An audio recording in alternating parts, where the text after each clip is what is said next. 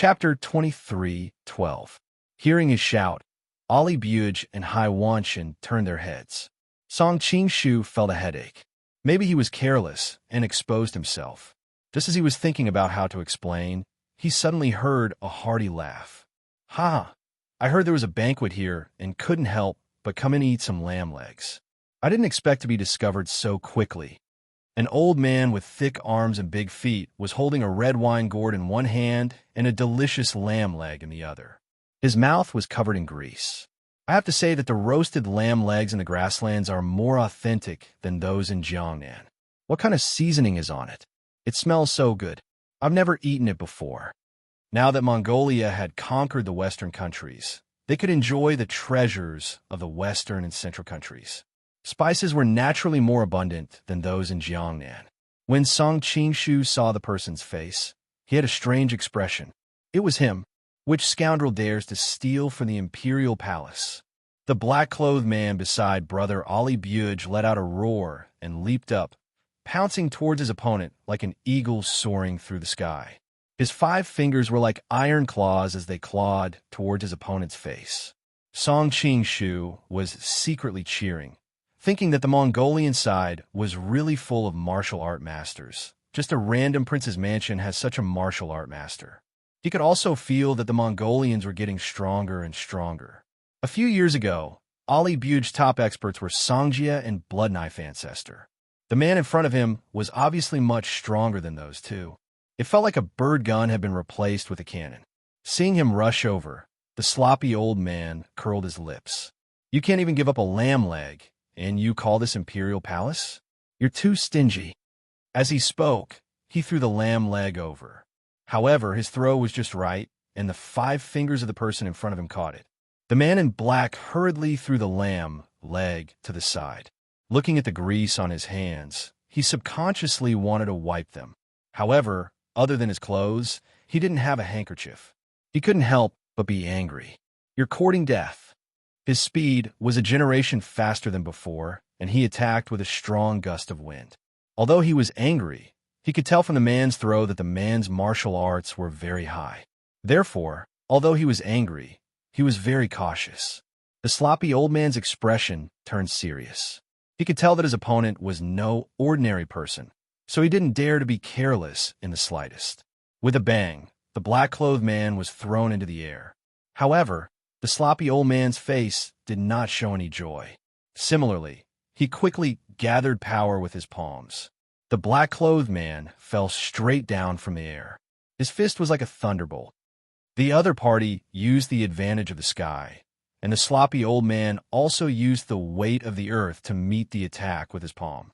With a loud bang, the stone slabs under his feet cracked. The black-clothed man once again used the counterforce to fly into the air. Song Qingshu looked up and saw that he was at least 6 feet in the air. He did not immediately descend, but instead circled in the air. The sloppy old man knew that his next attack would definitely be even more ferocious. His upper body twisted and spun wildly, and his hands moved quickly in front of his chest. Only a blur could be seen. The black-clothed man fell from the air again. This attack was much more ferocious than the previous 2 attacks combined. The leaves and stones in the surroundings moved without any wind, forming a misty wind wall. Ali Buj and Hai Wang, who were watching, subconsciously retreated a lot in the face of the pressure coming from the air. The sloppy old man seemed to be in the center of the storm and would soon be crushed by the storm. Just at this moment, a resounding dragon roar suddenly came out from the center of the storm, and a few faintly discernible dragon-shaped chi suddenly broke through the wind barrier. A powerful wave of chi spread out in all directions, and wherever it passed, flowers and trees were destroyed. Several experts had already stood in front of Ali Buj and Hai Li, blocking the aftermath of the battle for them. The 2 figures on the battlefield had already separated. The black-clothed man used the momentum to return to Ali Buj's side. He stood with his hands behind his back, looking very calm. Runwin Network, the sloppy old man, also took a few steps back and looked at him in surprise. "What's the name of your attack just now?" "Sky Demon Strike, one of the 3 great loose techniques. the black-clothed man said proudly. Not bad, not bad. It's similar to my disciple nephew Xiao Feng's 3-layered waves of the Yangtze River. The sloppy old man praised him nonstop. Who are you? Why haven't I seen you before? Weed Factions by Yejing, the black-clothed man said faintly, looking as if he was waiting for the other to praise him. When he heard his name, Song Qingshu remembered that Dan Yuru seemed to have mentioned this person to him before. Was he her disciple uncle or something? Now that he saw him, he was indeed extraordinary. By Yejing, the sloppy old man frowned. Why haven't I heard of this person before? However, he did not want to say it and embarrass the black-clothed man, so he changed the topic. Weed Faction. When I was young, I heard my master mention it. I think it was the strongest evil cult in the Chinese plains before the rise of the Ming Dynasty. But 100 years ago, for some unknown reason, it fled to Western Desert region. It's the sacred cult. Bai Yejing corrected him. His tone was a little dissatisfied. Who are you? Since you can fight me to a draw, you must not be someone like Nameless. Song Qingshu, who was observing in the dark, almost laughed out loud. A draw? Others cannot see it, but he could see it clearly from his angle. His hands behind his back were trembling. It was obvious that he had suffered a great loss when they exchanged palms. He was obviously weaker than the black-clothed man, but he pretended to be brave and said it was a draw. How could he be the same as the Great Wheel King? The sloppy old man laughed a few times. I'm just an old beggar. What reputation do I have? At this time, Ali Buge noticed his patched clothes and a missing finger on his hand. He could not help but say, Are you northern beggar Hong Qigong, one of the 5 uniques of the Central Plains? When he was in charge of attacking the Qing dynasty in the northeast, his subordinates Songjie and Bloodknife Ancestor had told him about the famous masters of the Central Plains. Hong Qigong's characteristics were so obvious that it was easy for him to recognize him. The Central Plains is full of hidden dragons and crouching tigers. I don't deserve to be called one of the 5 uniques. Hong Qigong sighed. If it was a few years ago, I might have been a little conceited about the 5 uniques. However, I've seen too many evildoers these years. Only now do I know that there's always someone better than you, especially when he thought of a certain fellow with the surname Song. His martial arts was unfathomable at such a young age. Not to mention when he was at the same age, he might not even be able to beat him now. When he thought of this, he felt a wave of annoyance in his heart. He subconsciously wanted to take a bite of the lamb leg to vent his anger. However, he only remembered that the lamb leg had been thrown out as a hidden weapon when he took a glance at the dusty lamb leg in the corner. He subconsciously licked his lips and could only pick up the wine pot and drink a mouthful of wine to dissolve the embarrassment. Ali Buge was overjoyed. It really is old Mr. Hong. It's rare to see such a person on a normal day. It's such a coincidence that I'm able to meet you. As the saying goes, there's no time like the present. Why don't I be the host and treat old Mister to a taste of our Mongolian wine and our special delicacies? His personality was originally not that respectful. However, after fighting with Kublai all these years, he saw that Kublai had gathered a large number of talented people. How could he not be envious? Thus, he unconsciously copied his opponent's style. Chapter 23:13. Since your highness has invited me so sincerely, it would be impolite for me to refuse. Hong Qigong couldn't resist the temptation of delicious food in the end. Brother Aliber laughed. It's great that you're willing to do me the honor. Please. Song Qingshu couldn't help but laugh. In his early years, Hong Qigong had cut off his will to remind himself of his mistakes because of his gluttony. He didn't expect that he couldn't change his bad habit, even when he was old. This was human nature. If it was something that could be done, there was no need to say it. If it was something that couldn't be done, no matter how many plans they made, it wouldn't work.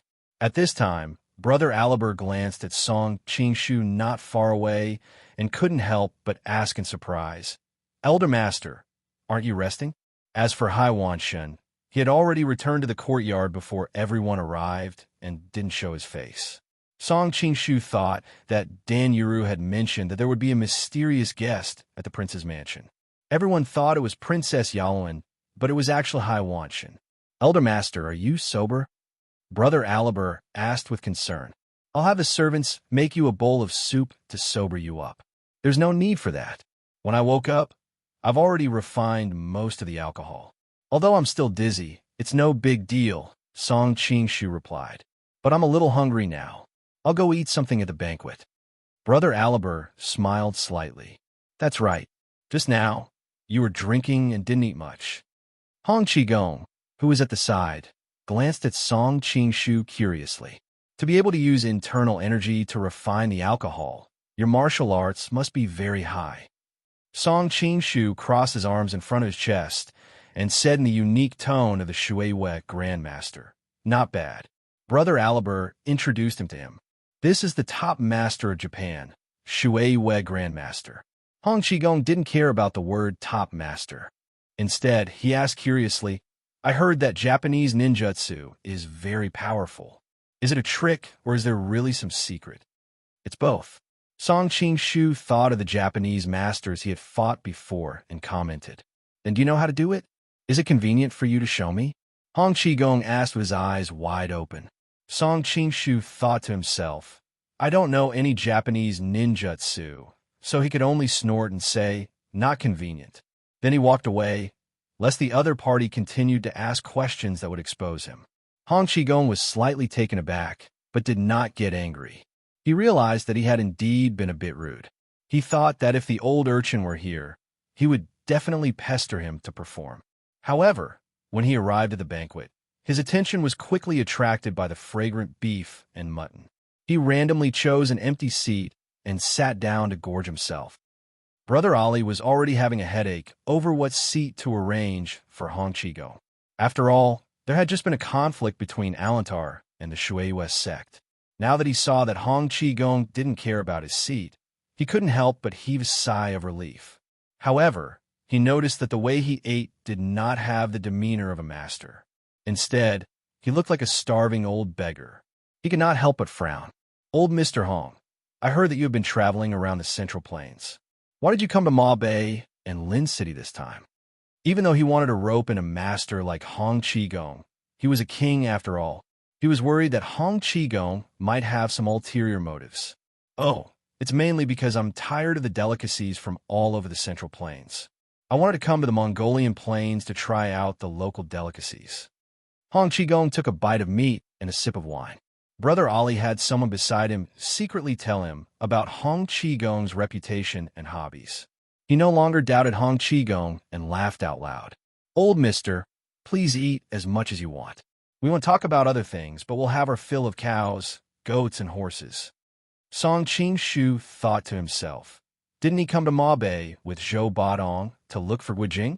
Where is Zhou Batong? His Royal Highness is such a good man, Hong Qigong said as he drank the horse milk wine. Come to think of it, we're actually relatives. Relatives? Brother Ali was stunned. He had no idea what the other party was trying to do. Someone beside him scoffed. You're a Han. Aren't you taking it too lightly if you want to be related to the Golden family? Song Qingshu noticed that there were more people in the room than before. The one who spoke was an old acquaintance. It was Night Owl Yonglung from Soul-Stealing Jade Owl. In the attack outside Xingqing Prefecture, he killed the Soul-Stealing Talisman and broke the Soul-Locking Tai Sui Domo's arms. The only ones who managed to escape unscathed were Dan Yuru and Yonglung. Yonglung's face was pale. It was obvious that he hadn't recovered from the internal injuries he suffered last time. Hong Qigong glanced at him from the corner of his eyes. Who are you? Night Owl Yonglung. Yonglung scoffed. Hong Qigong frowned. Never heard of you. Yonglung couldn't help but be furious. However, the other party was a guest invited by Brother Ali, so it wasn't good for him to act up.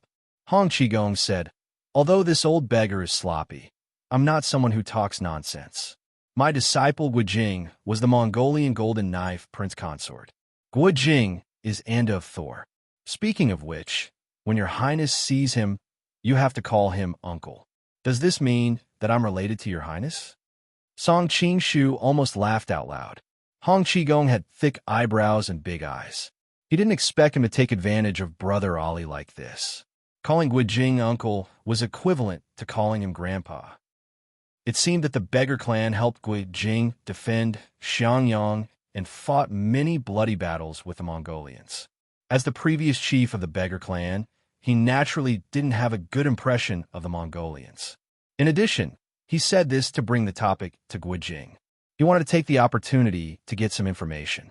As for why he didn't say it directly, it was obviously because he considered that Guijing had made many enemies with the Mongolians when he guarded Shenyang. He was worried that Guijing would be in danger. Brother Ali's face darkened when he heard his words. He said coldly, Guijing broke his engagement and betrayed the Mongolians. He's no longer the Golden Knife Prince Consort. Moreover, the Great Khan is about to remarry my aunt. Please don't talk nonsense and ruin my aunt's reputation.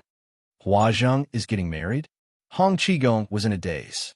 He thought of his weird female disciple and Huazheng fighting over Guijing. In the blink of an eye, it was already more than 10 years ago. Yang Lung observed him.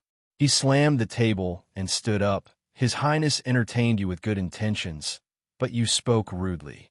I think the dignified chief of the beggar clan shouldn't be so despicable. Maybe some people are here to swindle people. Hong Qigong couldn't help laughing. I'm just an old beggar. What's there to pretend to be? Whether it's true or not, we'll know after we try. After Yang Ling finished speaking, he waved his hand, and several pieces of lamb chops shot out from the table. Each of them had a different angle and speed. Once one was missed, they would be covered in grease. In front of everyone's eyes, the face of an expert would be completely lost. But in the next moment, everyone's eyes widened. They saw Hong Qigong use a pair of chopsticks to pick all the lamb chops together. You're good, but your internal energy is a little weak. It should be because you've suffered serious internal injuries and haven't recovered yet. Chapter 23:14. The person who spoke was a beautiful middle-aged woman. She should have been a great beauty when she was young, but since ancient times, beauties were like famous generals, and they were not allowed to see their hair turn white. Time was merciless. No matter how much she dressed up, the marks of time could still be seen on her face. Of course, she could still be considered a middle-aged woman, and she was still attractive. However, the way she dressed and the way she spoke were slightly flirtatious. Song Qingshu noticed that Dan Yuru was standing beside her with a respectful look. Just as he was wondering who she was, he heard Dan Yuru's secret voice sending, Young master, this is my master, Fu Yaohong. Song Qingshu remembered Dan Yuru's introduction to him. He also vaguely remembered this character in Shattered Space. She seemed to be very skilled in the art of sexual intercourse. He did not know how many men's essence had been sucked dry by her. When he thought of this, Song Qingshu felt a chill run down his spine. He thought that he should stay away from this woman in the future. But coincidentally, she was not his type. He did not have such a strong taste. At this moment, he could not help but sigh. Even though Dan Yuru was her disciple, she surpassed her. Both of them practiced charm arts. One of them was enchanting and unrestrained, while the other was pure and natural. She looked as innocent as a girl next door, as expected of someone who had practiced Weed faction charm arts to an unprecedented level. Guijing's hometown? Hong Qigong thought about it for a while. I think it's an ox village. Which ox village? Fu Yaohong continued asking. Near Lin, Hong Qigong had been there before, so he naturally had an impression of it. Is it near Qiantang River? Fu Yaohong's eyes lit up. Hong Qigong thought about it and nodded. I think so. Why? Do you know my disciple, madam? No, I'm just curious. Fu Yaohong covered her mouth and giggled. Big brother, I'm not married yet, so why are you calling me madam? If you don't mind, you can call me younger sister Yaohong. Hong Qigong was about to drink, but he nearly coughed up his wine. Song Qingshu gasped in amazement. Fu Yaohong is really unrestrained. She even flirted with an old man like Hong Qigong. Thinking about it, she must have taken a fancy to his martial arts. Old Master Hong couldn't control himself for a moment and lost his chastity in his old age. But what he was more curious about was why Fu Yaohong was asking Guijing about the information. You're already too young to be my daughter. What sister? Hong Qigong said unhappily. Big brother, your mouth is so sweet. You're always praising me for being young, said Fu Yaohong with a smile. Hong Qigong When Song Qing-shu was unable to complain, Dan Yuru's voice came into his ears. I'm afraid my master is really not much younger than Hong Qigong. It's just that she's good at taking care of herself, so she looks younger. What do you mean by good maintenance? I'm afraid you're good at harvesting. Song Qing-shu was really a little surprised. Although Fu Yaohong looked like a middle-aged woman, the gap between her and an old woman was too big. Could it be that the devil's sex plucking technique was really so magical? All right, this old beggar is almost done eating and drinking. Thank you for your hospitality, Your Highness. I'll take my leave now. Hong Qigong had been a straight man all his life and was extremely uncomfortable with this woman. He felt that the lamb leg in his hand was not as fragrant as it used to be. In addition to the fact that there was no news of Guijing, he naturally did not want to stay any longer. Ollie Buge was furious. I invited you with good intentions, but you just mocked me. Now you're leaving so quickly. Do you really think you're just here to eat? Song Qing-shu noticed that Ollie Buge's hand was slightly raised. He knew that Ollie Buge's temperament was very similar to that of a traditional Mongolian. He was not like Kublai, who was deeply influenced by the Han and could be tolerant of others. He was worried that Ollie Buge would order him to attack Hong Qigong. Although Hong Qigong's martial arts were high, there were many experts here. Bai Yejing was only slightly weaker than him.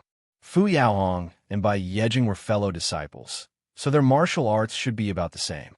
There were also the other experts from the Heaven's Mandate sect and the Mongolian warriors. If they really fought, Hong Qigong would probably be at a disadvantage. So he slammed the table and stood up, shouting sternly, "What kind of place do you think the prince's manor is? You think you can come and go as you please?" Seeing him stand up, Ollie Buge revealed a surprised expression. However, he slowly lowered his raised hand, planning to observe the situation first. "What do you want me to pay after eating?" Hong Qigong touched his patched clothes and finally spread his hands helplessly. "That's not a coincidence. I'm just a beggar. I don't have anything valuable on me. The seventh prince is thirsty for talent, so he naturally won't stoop to your level. However, I can't stand it anymore. If you want to leave, you can, as long as you could defeat this knife of mine." Song Qing-shu unsheathed the water moon knife in his hand, and a cold wind enveloped the entire hall. He had spoken so highly of Ollie Buge. Presumably, the other party would not go back on his words in front of so many people. Ollie Buge smiled faintly and didn't stop him. He usually liked to ride horses and hunt, and he liked to watch experts fight even more. His eyes couldn't help but burn with a trace of excitement. The reactions of the people around him were also different. Some people were simply watching the show, while some were more shrewd and secretly despised him. They felt that this person from the Water Moon sect was really despicable. He would find an opportunity to express his goodwill to Ollie Buge. This was a proper proof of allegiance. "Good knife." Hong Qigong put his hands on his waist and laughed. "However, this old beggar has lived for so many years. Other than being afraid of not having delicious food, I have never been afraid of fighting with anyone. It's just the right time to see your magical Japanese ninjutsu. Why would I need ninjutsu to deal with you?" Song Qing-shu coldly snorted. His whole body seemed to move swiftly like the wind, and in an instant he arrived in front of Hong Qigong. Hong Qigong was also somewhat surprised by his speed. He hastily slapped his palm on the blade and used his other palm to see Long Zaiqian take the opportunity to counterattack. Song Qing-shu's figure flickered, and like a feather, he borrowed the force of his opponent's palm wind to move to the other side, causing the crowd to gasp in surprise. Even those who looked down on him for running away before the battle had to admit that his martial arts attainments were very high. One moment he was like a galloping horse, and the next moment he was as light as a feather. Having fought with the Water Moon sect many times, Song Qing-shu knew his martial arts very well. Originally, this kind of erratic footwork was very difficult to imitate, but it just so happened that he was proficient in Qigong, so imitating it was naturally twice the result with half the effort. In addition, the Water Moon saber was indeed a rare, treasured saber. When it was used, the saber chi crisscrossed, and everyone in the room felt a dense chill. The two people's movements were very fast. In the blink of an eye, They had exchanged more than 10 moves. Although Song Qing-shu could imitate it, Hong Qigong was naturally at a disadvantage when using his bare hands against the treasured saber. Very quickly, he fell into a disadvantage. He touched his waist and took out a dark green bamboo stick. Green shadows flickered, and in an instant, he switched from defense to offense. Chapter 23:15. But as soon as he finished his words, the Shueiyue Great Sect's saber light shone brightly and suppressed the dog-beating stick skill, forcing Hong Qigong to retreat.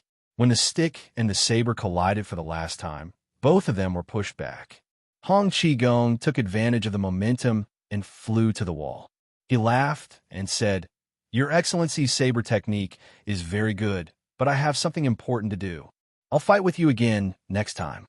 Then he used his lightness skill and disappeared into the distance. The guards of the prince's mansion wanted to chase after him, but Nalabuge stopped them and said, "There is no need to chase after him. Everyone should eat and drink." Then he waved his hand, and the show of Hercules wrestling was performed. The Mongolians around him cheered, and the atmosphere quickly turned from tense to joyous. Song Qing-shu was a little bored by the competition in front of him. If it was two beautiful girls wrestling, maybe he would be more interested. Of course, he was still a little relieved. It seemed that no one in the field suspected that he deliberately let Hong Qigong go. Maybe his wish was effective. Soon after the wrestling competition, all kinds of girls came out. Many Mongolian young men easily found the girls they liked and invited them to sing and dance with them. Although the atmosphere was very lively, Song Qing-shu couldn't integrate into the atmosphere. Maybe he had too many things on his mind and couldn't completely relax here. Why don't you find a girl to dance with? While Song Qing-shu was thinking about the talent of their race, Nalabuge came to his side. "I don't know how to dance." Song Qing-shu didn't believe that the Shueiyue Great Sect could dance like this. Of course, he didn't say anything just in case.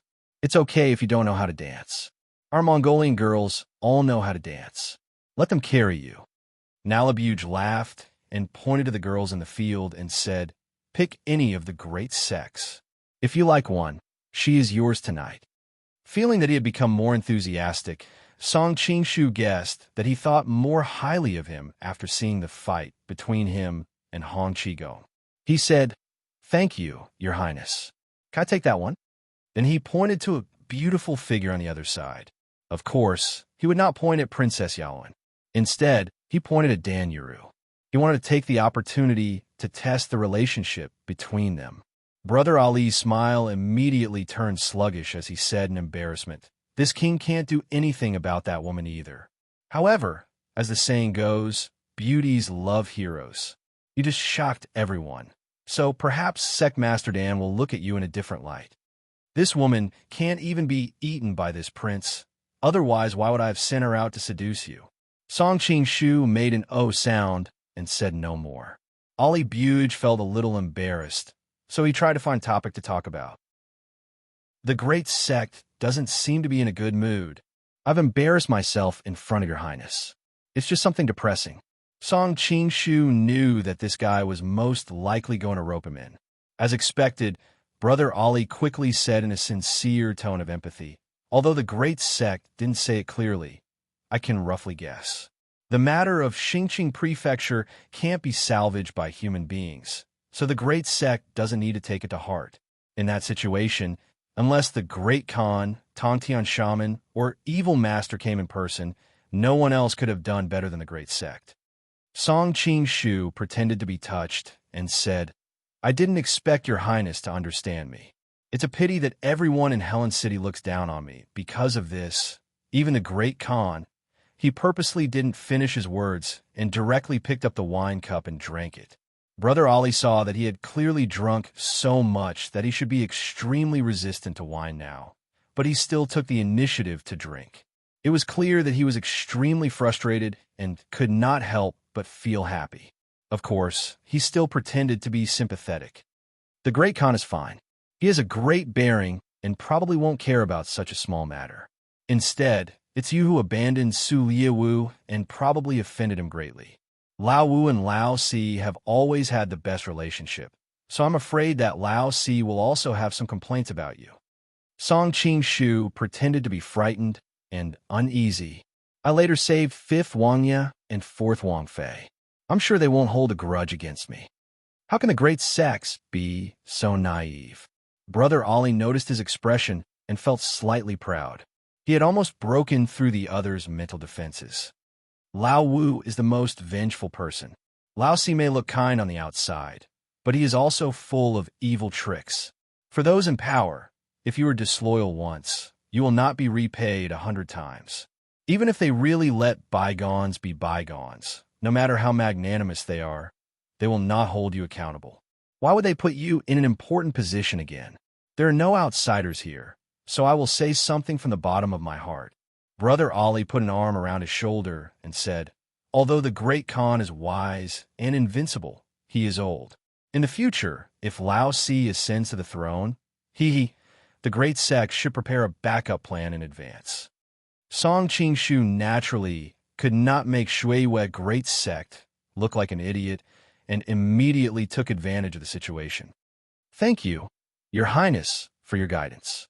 In the future, if Your Highness has any orders, as long as it does not go against the Great Khan, this one will do my best to help. Brother Ollie did not expect him to be so understanding. He could not help but be overjoyed. Good. Come and pick a beauty, take your pick.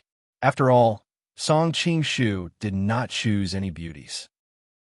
After the banquet, Brother Aliber specially sent Dan Yuru to send him back. At the same time, Brother Aliber winked at him and said, I created a chance for you. Whether you can succeed tonight depends on your ability. Although he said so, he did not take it seriously. A woman of Dan Yuru's status would not allow a man to get close to her so easily. It should be known that with his status and power, he had always wanted to get close to her. Thank you, Your Highness. Song Qing-shu did have something to ask Dan Yuru. Dan Yuru naturally pretended to be reluctant, but helpless. Once they were out of everyone's sight, she immediately approached Song Qing-shu with an affectionate expression. Young master, you're amazing. Not only did you manage to get Alandart, who is the best drinker here, drunk, you even defeated the famous Hong Qigong. You're really in the limelight tonight. Song Qing-shu shook the unique braid of Shuiwei Great Sect. There is no other way. Some people cannot hide their excellence, no matter how hard they try. Dan Yuru covered her mouth and laughed. But what I admire most about you is that you actually took advantage of Princess Yalan openly. How is it? How does it feel? It feels good, Song Qing-shu replied subconsciously. But he immediately reacted and blushed. He coughed and said, All right, let's get down to business. Why is your master so concerned about Guijing? Dan Yuru shook her head. I have never heard of any relationship between master and Guijing. Maybe she has always been concerned about Guijing. Concerned about that guy? Song Qing-shu was confused. Yes. Dan Yuru frowned slightly. For as long as I can remember, Master has always been concerned about Guijing. She has always asked about his hometown and background. There is such a hobby in the world. Song Qing-shu was momentarily confused. Meanwhile, on the other side, Hai Wanli had already returned to his residence.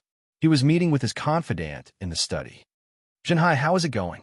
If Song Qing-shu was here, he would definitely recognize this man as the middle-aged man who had appeared with Hai Wanli at the inn. He nodded slowly. In reply to Your Highness, the news has already been sent to Huazhong through some channels. Chapter 23:16. By the way, Hai Wanli paused, then asked, Wasn't one of us who passed the message, right? Hai Zhenhai replied, Don't worry, consort. I know what I'm doing. The message was passed through 7 or 8 hands, and I've already cut off all the clues in between. Even if something happens in the future, they won't be able to trace it back to us. That's good. We just need to watch the show. Hai Wanli smiled sweetly, as if she didn't care about the bloodlust in Hai Zhenhai's words. After Song Qing-shu returned to his residence, Dan Yuru didn't leave in a hurry. Instead, she looked at him quietly with her beautiful eyes. Mister, aren't you going to invite me in for a cup of tea? Song Qing-shu knew that she was deliberately teasing him, so he waved his hand in annoyance. Why are you drinking tea so late at night? Be careful, You won't be able to sleep if you drink too much. Dan Yuru pursed her lips and smiled. The northern desert is bitter cold. It's hard to sleep alone. Mr. needs a woman to sleep with. Song Qingshu's face darkened. You keep tempting me. Aren't you afraid that I won't be able to control myself? What will you do then? Mr.'s words hurt my heart. As long as Mr. wants it, I won't reject it. Dan Yuru looked at him in surprise. Song Qingshu couldn't help but admire her acting skills. She made it look so real. However, he didn't want to provoke these seductresses from the demonic sect. All right. I don't feel like it today. You can go back by yourself. Mister, you've drunk a little too much today. You should rest well. I won't disturb you any longer. I'll take my leave first. Dan Yuru bowed as she spoke. She was dressed in a white dress, and when she bowed, her sleeves fluttered. She didn't look like a seductress at all. Instead, she looked like a fairy. After she left, Song Qingshu planned to go straight to Zhao Min's place. However, when he remembered that there was someone else in the house, he had a headache. At this time, the Wind Lady heard the commotion outside and rushed out. When she saw him, she couldn't help but exclaim excitedly, Master, you're back. I've already prepared hot water. Unfortunately, there are no hot springs in the northern desert plains. Otherwise, I would be able to scrub Master's back for you. Song Qingshu's eyelids twitched. A big demon had just left, and now a little demon had come. Did she really think that he was Lu Xiaohui? He didn't know what this fellow from the Water Moon sect had taught this female disciple in the past. But the more he looked, the more they didn't seem like master and disciple at all.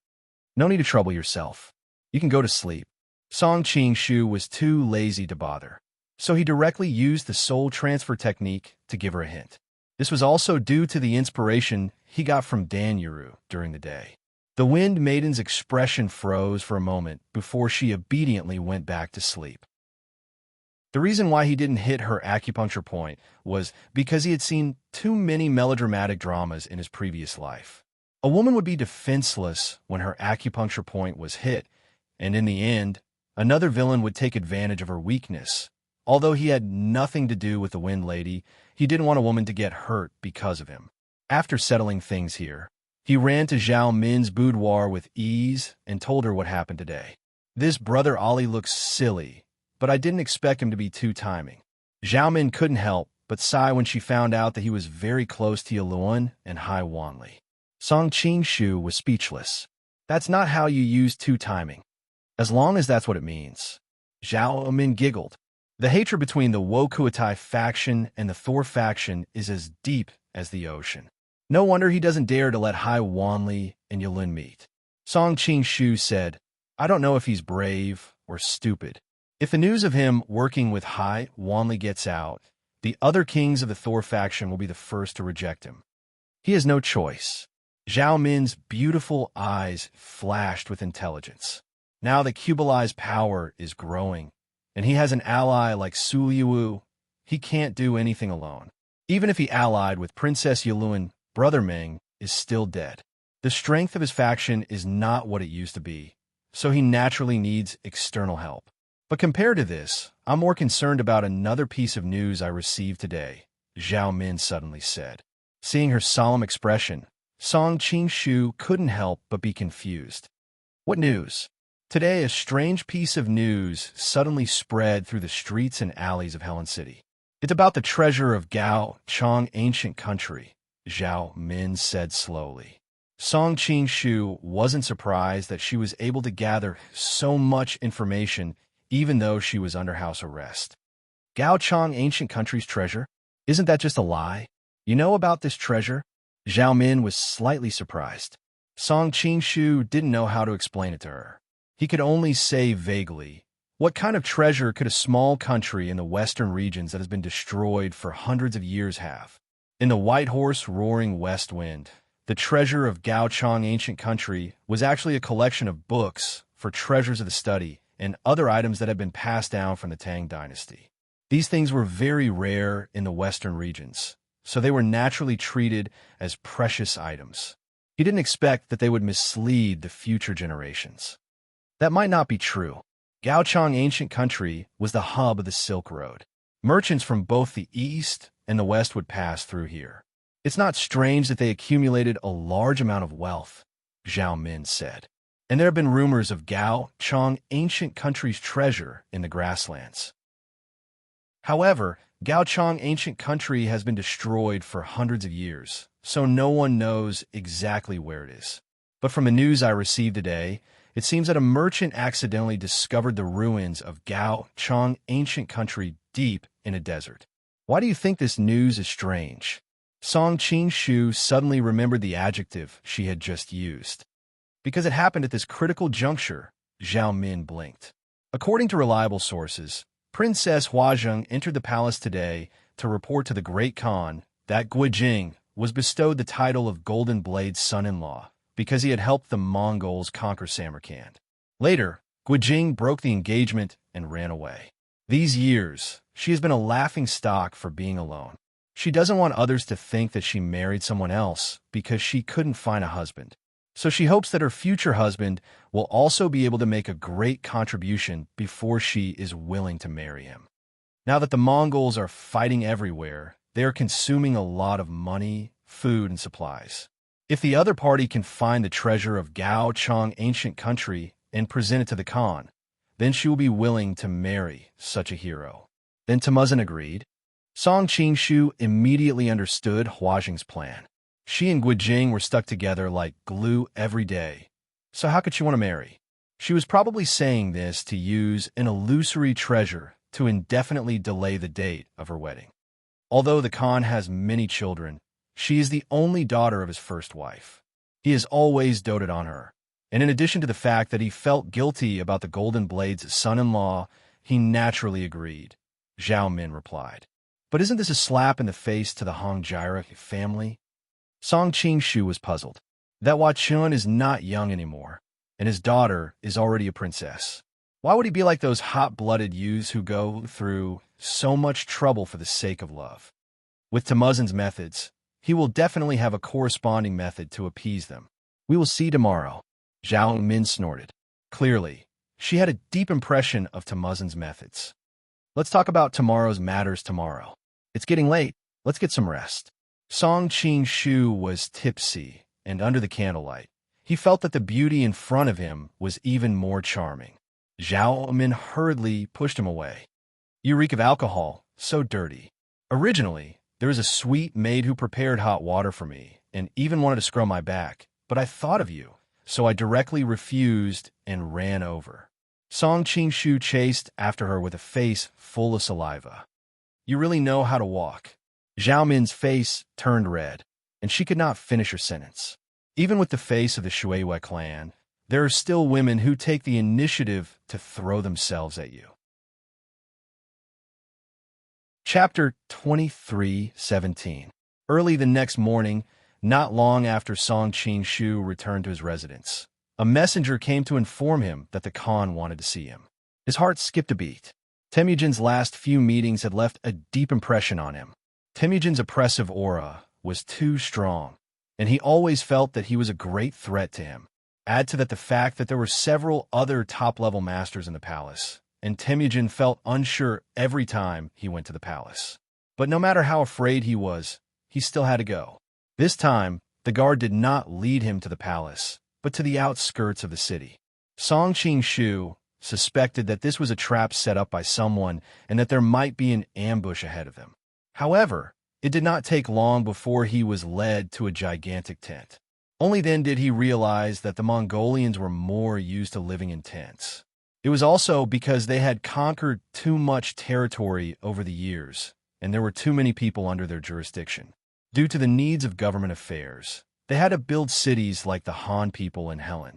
When he arrived at the king's tent, other people also came one after another. Many of them were old acquaintances that he had seen a few times before. Temujin was talking to a middle-aged man in the tent. Other than a patch of bangs the size of a child's palm in the middle of the man's head, the rest of his hair was shaved, and he had a pair of braids on the back of his head. Oh, it's a double ponytail. Gentlemen on the internet loved this hairstyle in my previous life. Song Qing-shu guessed. Don't worry, Great Khan. I will definitely find the Gaochang labyrinth. The middle-aged man patted his chest, full of energy. This guy is Wochin? How would he have a daughter as beautiful as Princess Yalwen when he looks so shabby? Could he be the old Wang for next door? I had originally said that I would grant you and Huajing a marriage, but who knew that she would make such a fuss? Sigh, it must have been hard on you. Temujin's tone was somewhat apologetic. What are you talking about, Great Khan? Besides, what the princess said is not without reason. Now that the Mongolians are conquering the world, we need money everywhere. If we can find the Gaochang treasure, we can share the burden of the country and marry the princess legitimately. Naturally, I will be happy to do so, Wochen replied. Temujin nodded. In that case, I will allow you to keep 30% of the Gaochang treasure. Thank you, Great Khan. If his previous words were a bit pompous, then right now, Wu Chun was smiling from the bottom of his heart. This was a country's treasury. Even 30% was an astronomical figure. Song Qingshu curled his lips. You can laugh now, but when you see what these treasures are, you won't even have time to cry. But the journey is long, and there may be hidden dangers in the desert. Temujin paused for a moment, then said, Borchu, you will lead 1,000 Chieshue and escort Wochen. If he loses even a hair on the way, I will hold you responsible. Don't worry, Great Khan, another Mongolian man said with a clear voice. Song Qingshu had been chatting with Zhao Min these past few days, and he had a general understanding of the structure of the Chieshue army. Naya was the nominal commander of the Chieshue army, and he was directly in charge of the Chieshue Imperial Guards and Quiver Warriors. These were the elites of the elites. The 8 divine archers of the Ryong Palace had used their amazing archery skills to defeat countless masters in the Central Plains, and each of the Quiver Warriors had the strength of the 8 divine archers. The Ryong Palace only had 8 of them, but there were over 1,000 Quiver Warriors. The Imperial Guards, on the other hand, were made up of masters from all over the world. A single Quiver Warrior could only be considered a second-rate master in the Jianghu, but they were experts in teamwork. If surrounded by them, as long as the terrain was suitable, they could even kill a grandmaster. In addition, the Chieshue army had 4 generals, Makali, Borchu, and Chai La'an, who were in charge of the 1st to 4th Chieshue. Sanji, a Chinese, network among them. Makali and Borchu were 2 of the first 4 to be granted the title of 10,000 households.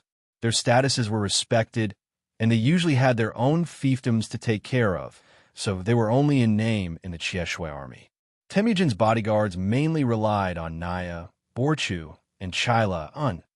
Borchu and Borchu's names sounded like brothers, but in reality, they were not related by blood. Borchu was Temujin's childhood friend, a sworn brother who had fought alongside him from the very beginning, and had saved Temujin's life several times. His status was respected, and his military exploits were so great that Temujin was later given the title of Great Meritorious Minister, and he was one of the 4 Great 1,000 households.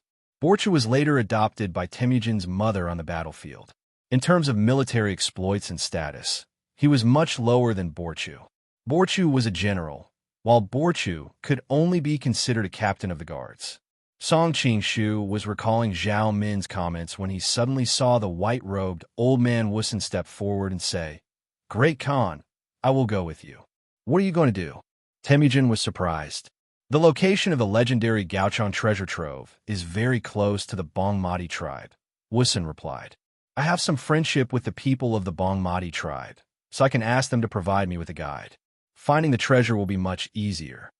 Seeing Wusun's serious face, as if he was a respectable old man, Song Qingshu almost laughed out loud. If he had not eavesdropped on the conversation between him and Hua Zheng, he might have believed this nonsense. Others might not know, but Song Qingshu himself did not know that Wusun was not going to find a guide, but to ask for the 30 beauties that Hua Zheng had promised him. Wusun's face was pale, and his eyes showed signs of exhaustion. It was obvious that his last battle with Xiao Luo had taken a great toll on him, but this did not dispel his desire to pursue the beauties. The Bongmati tribe is one of Hua Zheng's fiefs. Temujin thought for a moment, then seemed to have thought of something. Oh well, it's good to have you go with me. Even if something unexpected happens, you'll be able to deal with it. However, You're good at psychic manipulation and not good at close combat. Well, how about this? You can come with us to the Shueiyue clan. Song Qingshu paused for a moment, then stepped forward and replied, yes. He did not understand why he was chosen. After all, the Shueiyue clan had just made such a big mistake. Theoretically speaking, it should have been abandoned. Very well. Today you all go back and prepare yourselves. We will depart early tomorrow morning. Temujin slapped his knee and made the decision. Yes. They all left the tent.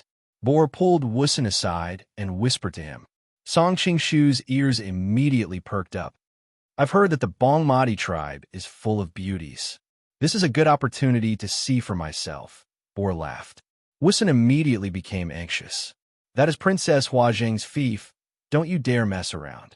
What a joke. All the beauties in the tribe were his property. How could he allow others to touch them? As long as I don't force myself on them, it's fine. Even if you and I are both willing, the princess can't interfere. Bor said as he rubbed his hands. I heard that there is a girl called Aman in that tribe. She's the most beautiful flower in the plains for hundreds of miles. And it seems that her mother, Yili Xian, was also a famous beauty in the plains. Even the Khan had some thoughts about her, but for some unknown reason, nothing happened. Aman? Yili Xian? Hearing the female leads of the white horse neighing in the west wind, Song Qingshu could not help but ask, I heard that they are not from the Taiyin tribe. How did they become the Bongmati tribe? Chapter 23:18. Song Qingshu was speechless. Shueiyue sect was a Dongying man. Who the hell would know that the same tribe was called differently in Mongolian and Chinese? Fortunately, Bor helped him out. It's normal that he doesn't know. If I hadn't heard you mention it today, I wouldn't have known that the Han people call the Baloma Taisher tribe the Taiyin tribe. I'm being silly. Elder Wu's son slapped his forehead. He finally realized what was going on. But this shows how much the Han culture has influenced Dongying. We must be very careful when we conquer the Central Plains in the future. We can't be like those grassland dynasties who conquered the Central Plains in the past. Bor suddenly laughed.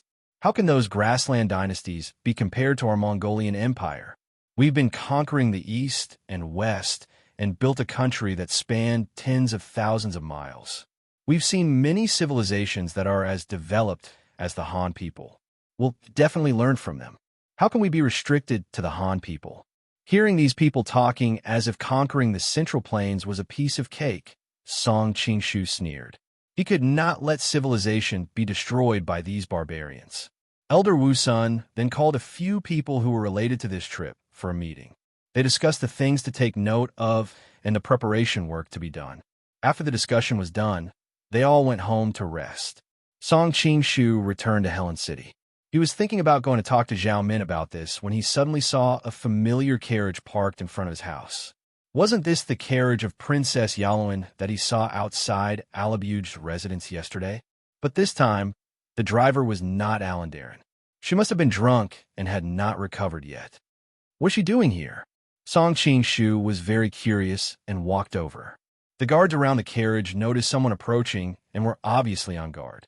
They saw his face clearly. It was hard not to recognize him since he had a drinking contest with Alandarin last night.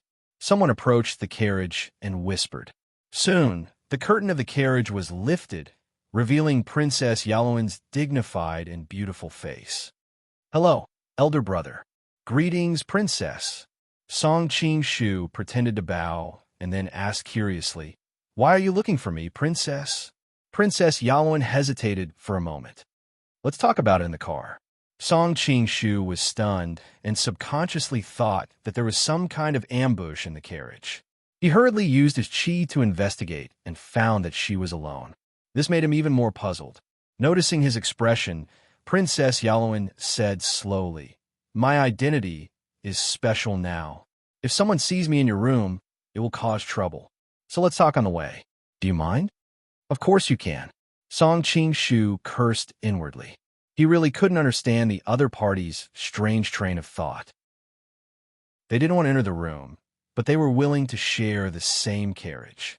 No matter how he looked at it, it was more like they were in the carriage, right? After he entered the carriage, Song Qingshu smelled a unique fragrance that was mixed with the fragrance of milk in the air. He instinctively looked down and could not help but sigh in his heart. Are all the Mongolians so talented? The carriage began to move slowly. Princess Yaluen suddenly stood up and bowed to him, which made Song Qingshu reach out to help her. What are you doing, princess? Princess Yaluen frowned slightly and retracted her hand without a trace. Then she said, I came here today to apologize to the main sect. Why are you apologizing to me, princess? Song Qingshu was even more puzzled.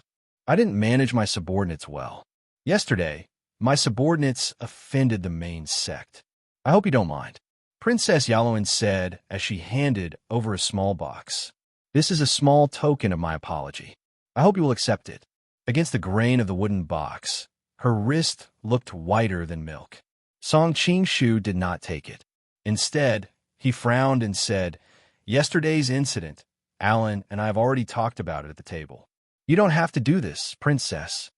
Although the martial arts of the Shueihua sect were high, he was still a guest. The other party was a high and mighty princess. Why was she so polite to him? Princess Yaluen said, This time I came to the main sect not only to apologize for yesterday's incident, but also to ask for a favor. Only then did Song Qingshu feel relieved. What is it, princess? Feel free to tell me. But Princess Yaluen said angrily, Does the main sect want me to keep holding it up like this? My hands are very tired. Song Qingshu's heart skipped a beat. Was this woman using her beauty to seduce him? But then he noticed that her eyes were very clear and immediately realized that he had misunderstood. She must have been feeling it. Recently, he had been a little nervous because of Dan Yuru and the Wind Girl. If that's the case, I'll do as you say. Song Qingshu took the small wooden box. Worried that there might be a trap inside, he used his jinshi to examine it. It should contain a pair of jade horses or something similar. The main sect style of speaking is quite similar to that of the Han people. Princess Yaluen pursed her lips and smiled. Shallow dimples appeared on her cheeks. Maybe this trip to the Xingqing prefecture has infected me with some of the habits there. Song Qingshu's heart skipped a beat. He had to pay more attention to these details in the future. Fortunately, Princess Yaluen just said it casually. She continued, My father is going to the desert to search for the treasure of the Gaochang kingdom. I don't know how dangerous it will be. The main sect Kung Fu is very strong, so please take care of my father. Watchen was born in the Hongjira tribe and had a high status. Naturally, he had been conferred the title of king long ago, but he was only a two-word king, which was not as high as the one-word kings of the Golden Families. Song Qingshu thought that she got the news really fast. Protecting the Lord is my duty. Why should I trouble you to give me such a big gift? He wanted to return the box as he said this. If the main sect doesn't accept it, I won't be at ease. Princess Yaluen pushed the box back and sighed faintly. I've seen too many things over the years. It doesn't hurt to be careful. Seeing the sadness on her face, Song Qingshu asked tentatively, Is the princess thinking of the Lord? I've embarrassed myself in front of the main sect.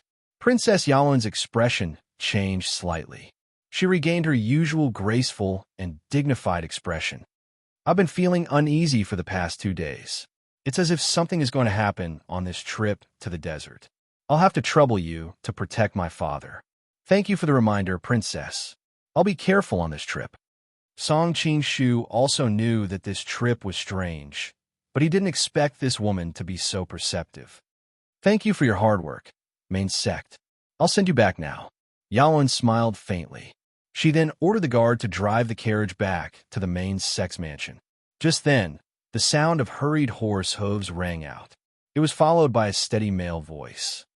Oh, isn't this sister-in-law's carriage? Kublai greets sister-in-law. Princess Yaluen's brows furrowed. She replied calmly, So it's fourth brother. I'm a little tired today, so I won't be coming out to return the greeting. I hope fourth brother won't take offense. Chapter 23:19. Kublai immediately said, Which madam is sister-in-law traveling with today? Princess Yaluen frowned. I'm alone. Song Qingshu cursed under his breath. She was obviously trying to avoid trouble, but her answer brought trouble to herself. I see. Then I won't disturb you anymore, Kublai said. Song Qingshu was stunned. Was he going to let it go just like that? Just then, a gust of wind blew past them, and a figure rushed into the carriage. Song Qingshu instinctively fought back. In the blink of an eye, the two of them had exchanged more than 10 blows. Princess Yaluan's guards finally reacted. They pulled out their weapons and shouted, "What is the fourth prince doing? Sister-in-law seems to have been kidnapped. Please forgive her if she has offended you." Kublai's voice came from outside. Princess Yaluan recovered from her shock and shouted, "Grand Preceptor, stop!" The person who rushed into the carriage was wearing a yellow robe. He was tall and skinny, and his body was like a bamboo stick. His forehead was slightly sunken, making him look like a plate. Song Qingshu was stunned. It was his old friend, Jinluan Fuwang. Jinluan Fuwang was stunned. It didn't seem like a kidnapping at all. Were the two of them having an affair? But when he saw the face of the Shui West sect and the reputation of Princess Yaluan, who had always been clean, he immediately extinguished this thought. "Please forgive me, Princess. When I heard what Princess Yaluan said, I thought that Princess Yaluan was being held hostage, so I offended Princess Yaluan in a hurry." Princess Yaluan didn't even look at him. She lifted the curtain and glared at the man outside. "Kublai, you're getting more and more impudent. How dare you send someone to crash into my carriage?" Song Qingshu had a playful expression on his face. The last few times he had seen her, she had always been calm and collected. Now, she was so angry because of this. Could it be that Kublai, who Ali Buge mentioned, had tried to offend her? A young man in his early 20s in front of the carriage bowed and said, "Sister-in-law, please forgive me. Recently, the city has not been peaceful. First, the Red Sun Dharmaraja was mysteriously killed. Then, Elder Wu's son was attacked. I noticed that there was an additional person in your carriage, and I heard you say that you were alone. I thought that you were being threatened, so I was a little worried." Song Qingshu's eyes couldn't help but light up. These days, he'd gotten used to seeing those boorish-looking barbarians that acted fiercely. So when he suddenly saw such a polite, modest, and amiable person, he was truly slightly surprised. "You don't have to worry about me." Princess Yaluan's expression was cold. "The Shui West sect is my guest. They're not bad people. Can you please move aside?" Kublai didn't mind. "That's good. I already sent someone to deliver an invitation to the Shui West sect, but it looks like they didn't receive it. I'll invite you to a banquet tonight. I hope you'll come." Song Qingshu felt like he had seen a ghost. How did the Shui West sect suddenly become so popular? However, he had an important reason for coming to the north. He wanted to familiarize himself with these nobles so that it would be easier for him to do things in the future. He agreed. "Thank you, Your Highness. I'll be there on time." Hearing him agree, Princess Yaluan's expression turned cold, but she didn't say anything. Kublai smiled at him and then turned to Yaluan. "Sister-in-law, you're alone right now. Why don't you join us at the banquet?" Princess Yaluan rejected him. "No need. I'm not feeling well. I need to rest." Kublai sighed. "I hope sister-in-law can forgive me for what I did today. I won't disturb you anymore." As he spoke, he moved to the side. His subordinates also moved to the side. As for Jinluan Fuwang, he had already returned to his side. "Let's go." Princess Yaluan put down the curtain and ordered. Wuyo Chinese network her subordinates sheathed their swords and continued to escort the carriage away. As he watched the carriage leave, Jinluan Fuwang couldn't help but ask, "Your Highness, Princess Yaluan is very careful about her reputation and never gets close to men. Why did she let the Shui West sect ride with her today?" Kublai's eyes flashed. "I want to know as well. You don't have to worry about this. Just find a chance to ask the Shui West sect during the banquet." Jinluan Fuwang comforted him. "All right, I also want to recommend a young master to your recruitment center. He's about the same age as you, but his martial arts aren't any weaker than mine." "Oh, there's someone like that in the world?" Kublai was instantly interested. Jinluan Fuwang smiled. "You'll know when you get back." In the carriage, Song Qingshu couldn't help but ask, "Princess, you seem to dislike the fourth prince?" Princess Yaluan's expression turned cold. "Don't ask what you shouldn't ask." Song Qingshu pursed his lips. thinking that no matter how courteous these princes and princesses usually appear to be, they still treat these masters as servants. As soon as Princess Yalwyn said this, she realized that it was inappropriate and apologized. "I'm sorry. I wasn't in a good mood, so I lost my composure." "It's fine," Song Qingshu said lightly. Princess Yalwyn felt that the atmosphere was a bit awkward, so she tried to find a topic to talk about. Why did the Shueihue sect accept the fourth prince's invitation? Song Qingshu was surprised. "Can I go?" Princess Yalwyn hesitated for a moment, then said, "You just went to the seventh prince's place last night, and now you're going to the fourth prince's place. You know that the two of them are like fire and water. This kind of behavior can easily be seen as two-faced." Song Qingshu indifferently said, "A grand prince personally invited me, so how could I refuse? Besides, I am a guest official subordinate to the Great Khan, not a prince."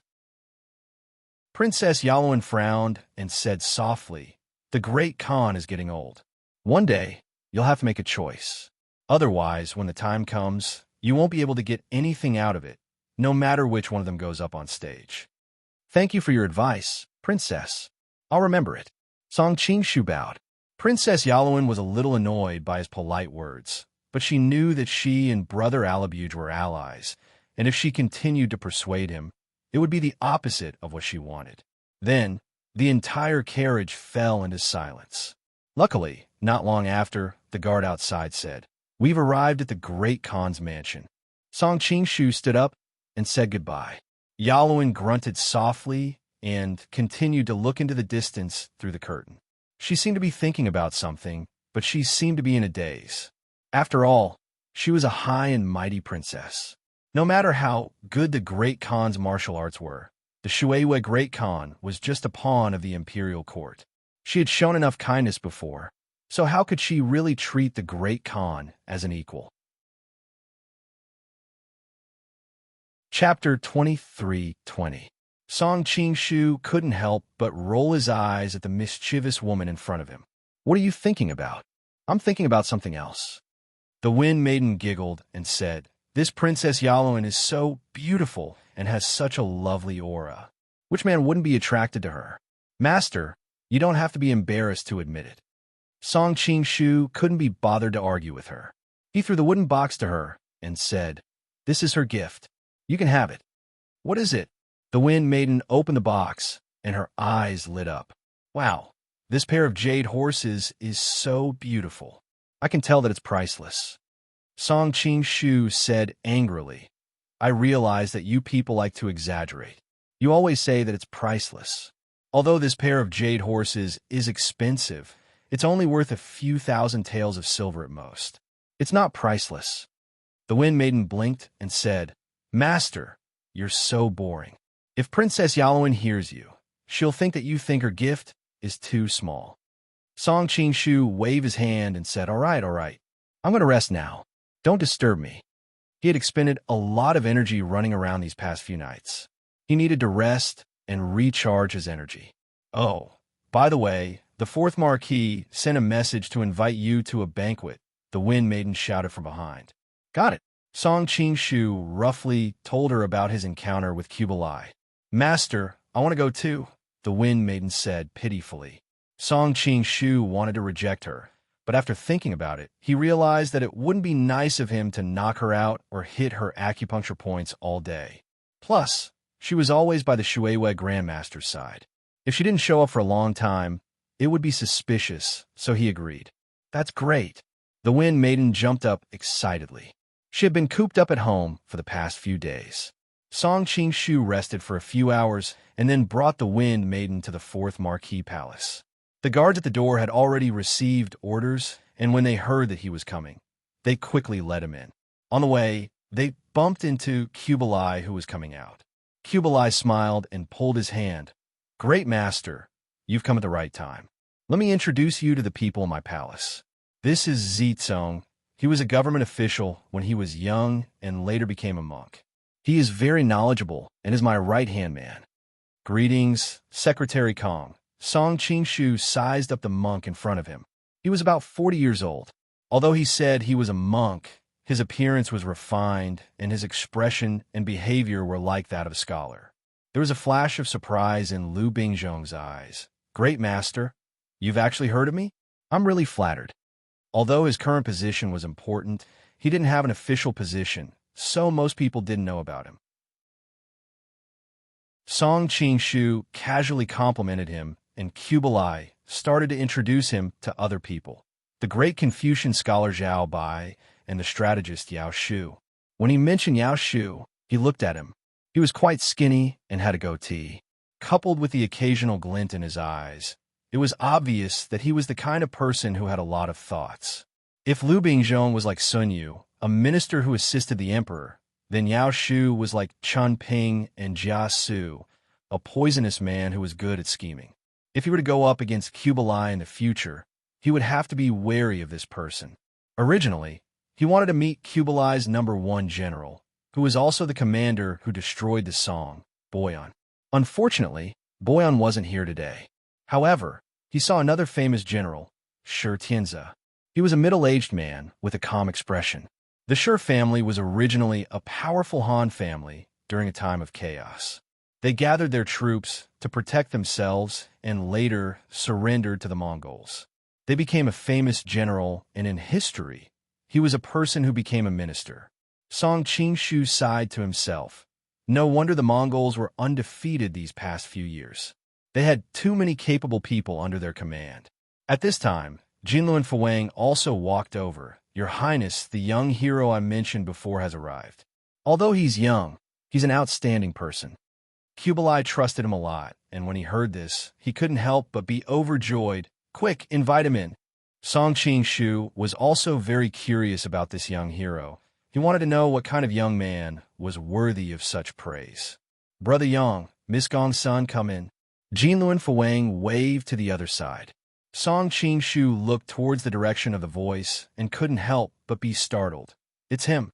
The person who came had sharp eyebrows and bright eyes. He was extremely handsome, but there was some white hair on the sides of his temples. His eyes were filled with the vicissitudes of life, and he looked older than his actual age. The Wind Maiden next to him pulled on his sleeve and said in a low voice, Master, Master, this person is so handsome. Even many Mongolian girls looked over with stars in their eyes. Song Qingshu had a strange expression on his face. He really missed Yang with the moment he saw him. He didn't think that Yang Guo would be able to get a bunch of fangirls wherever he went. The person who came was obviously Yang Guo. He had lost contact with him after their last meeting. He didn't think that he would come to the desert. There was also a beautiful girl next to him. Her skin was extremely white and her eyes were clear. However, she would occasionally look at Yang Guo with a hint of shyness in her eyes. Her green dress accentuated her slim waist. Who is this girl? Her surname is Gong's son, and she's dressed in green. Could it be her? Song Qingshu thought to himself. Kublai looked at Yang Guo and couldn't help but praise him. As expected, he has an imposing appearance and looks like a talented person. I'm really happy to see so many handsome people today. Quick, bring some wine over. I want to drink with Daozi and this brother. He brought over 4 large cups and filled them with Mongolian horse milk wine. Kublai took the cup and drank it in one gulp. Fuwang also drank his cup, and Song Qingshu drank his cup as well. The horse milk wine tasted sour at first, but after getting used to it, it felt quite good. Yang Guo rarely drank, but when he saw that his master was acting like this, he couldn't refuse, so he drank his cup as well. Kublai laughed. Everyone in the city knows that Daozi can drink. I didn't think that Brother Yang would be so generous. What do you think of this wine? Yang Guo said, this wine is spicy and sour. It tastes like a knife when it enters the mouth. It doesn't taste good, but it's the taste of a real man. Kublai was delighted and called for more wine. The 3 of them drank 3 cups each. Yang Guo used his internal energy to drink without batting an eyelid. Kublai said happily, Imperial tutor, where did you find such a talented person? He's the fortune of Mongolia. Fuwang then told him about Yang Guo's experiences. His words raised Yang Guo's status very high, as if he was an important person in the world of Wulin. Yang Guo didn't look happy at all after being praised by Fuwang. Instead, he looked even more lonely. Song Qingshu sighed. Jinluan Fuwang and Yang Guo were really good friends. They could even get together like this. Kublai was delighted and ordered a banquet to be held. Not long after, the banquet was filled with wine and meat. The Mongolians and the Han ate half of the food. Kublai said to his attendants, "Invite the heroes from the recruitment hall." His attendants complied and left the tent.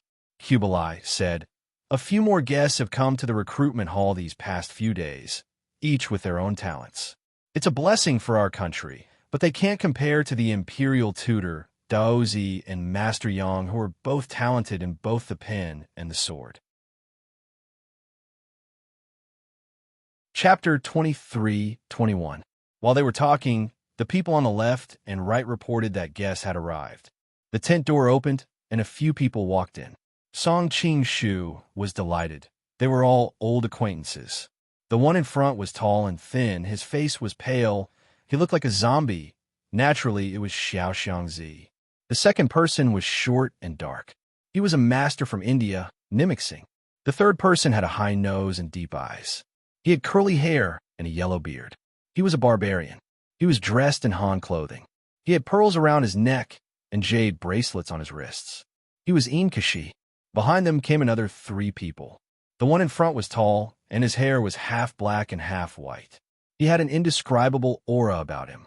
Kublai introduced him as the head of the Snow Mountain sect, Mr. Wade by Zazai. Song Qing-shu remembered that he had met the assassins of the Snow Mountain sect in the prison of Jingzhou City. From them, he found out that the Snow Mountain sect had sided with Kublai.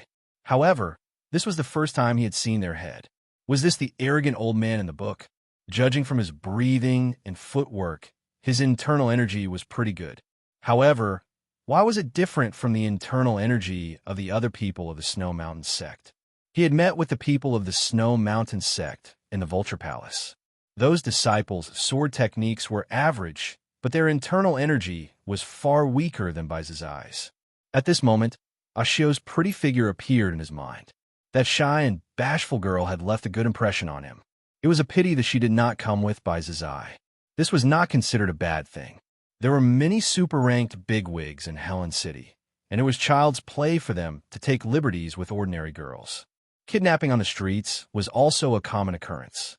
With the ability of Baizazai and the Snow Mountain sect, they might not be able to protect her. There are also 2 other top-notch masters. Fuang has met them before. This is Priest Bai Shun, and this is the leader of the Jingang sect. They are both top-notch masters. Kublai's words woke Song Qing-shu up from his thoughts, and he looked at the 2 of them in surprise. Weren't they under the Ryong Palace? However, she immediately felt relieved. Now that the Ryong mansion was in trouble, these 2 people were not the kind of people who were loyal to their master and had noble moral conduct. It was expected that they would decisively change sides. However, in this way, the number of people that Zhao Min could use became fewer and fewer. Though Jinlu and Fuang didn't like the character of the 2, he had fought them before and admired their martial arts. He didn't dare to slight them and warmly chatted with them. The 2 of them had just switched factions, so they were a little nervous at first. But now that they saw the attitude of this side, their worried hearts couldn't help but relax, and the smiles on their faces grew wider. Next, Kublai solemnly introduced the Water Moon sect and Yonggua to these people. His words were full of praise. The people under Kublai's command all knew that he was one of the top fighters recruited by Temujin. However, the young Yonggua, who looked like a pretty boy and had lost an arm, was not that easy to deal with. Priest Baisu and the leader of the Jin Gang had just switched sides, so they didn't dare to be too rash. Baizazai, on the other hand, had been with Kublai for a long time, so he didn't have any concerns. He coldly said, "Yonggua, how come I've never heard of this person in the Central Plains? Your Highness, don't get tricked." Kublai smiled, but didn't say anything. It was obvious that he was used to the personalities of his subordinates. Scholars looked down on each other, and it was the same for warriors. Yonggua smiled. He didn't want to argue, but Jinlu and Fuang secretly said to him, "Brother Yang, the Mongolians don't care about hiding their strength. If you want His Highness to pay attention to that matter, you need to show your worth." Later on, like this, Yonggua frowned, but in the end he still reached out with his chopsticks and picked up a large piece of beef. He said, "This piece of beef is the biggest on this plate. I didn't want to eat it, but your highness has placed this plate of beef in front of me. If anyone is interested, feel free to take it." As he said this, he placed his chopsticks on the plate, waiting for people to come and take it. Song Qingshu was instantly amused. "Yanghua, didn't you say that you didn't have any dealings with Jinluan Fuang? You're actually playing along with him? Book of Wonders, who do you think will get to eat this piece of meat?" An ethereal and pleasant voice came from beside him. Song Qingshu turned around and saw a woman in a white dress standing beside him. Her otherworldly beauty instantly became the center of attention. Even Yang Guo was stunned when he saw her. He felt that this woman's expression and temperament were very similar to his aunt's. However, he immediately snorted in his heart. Aunt was the most beautiful woman in the world. How could anyone compare to her? Kublai's eyes also revealed a look of amazement, but he quickly regained his composure. He smiled and said, "Let me introduce to everyone. This is Lady Jean Bingyun from the Demon Palace. When she first appeared in Helen City, everyone turned out. Who knows how many men's hearts have been captured by her? Right now, she's almost become a #1 beauty in Mongolia." Jean Bingyun said calmly, "Your Highness, you're exaggerating. Bingyun doesn't deserve to be called that."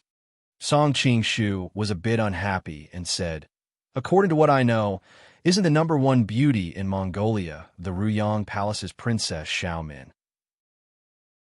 Kublai's breath stopped, and he smiled embarrassedly.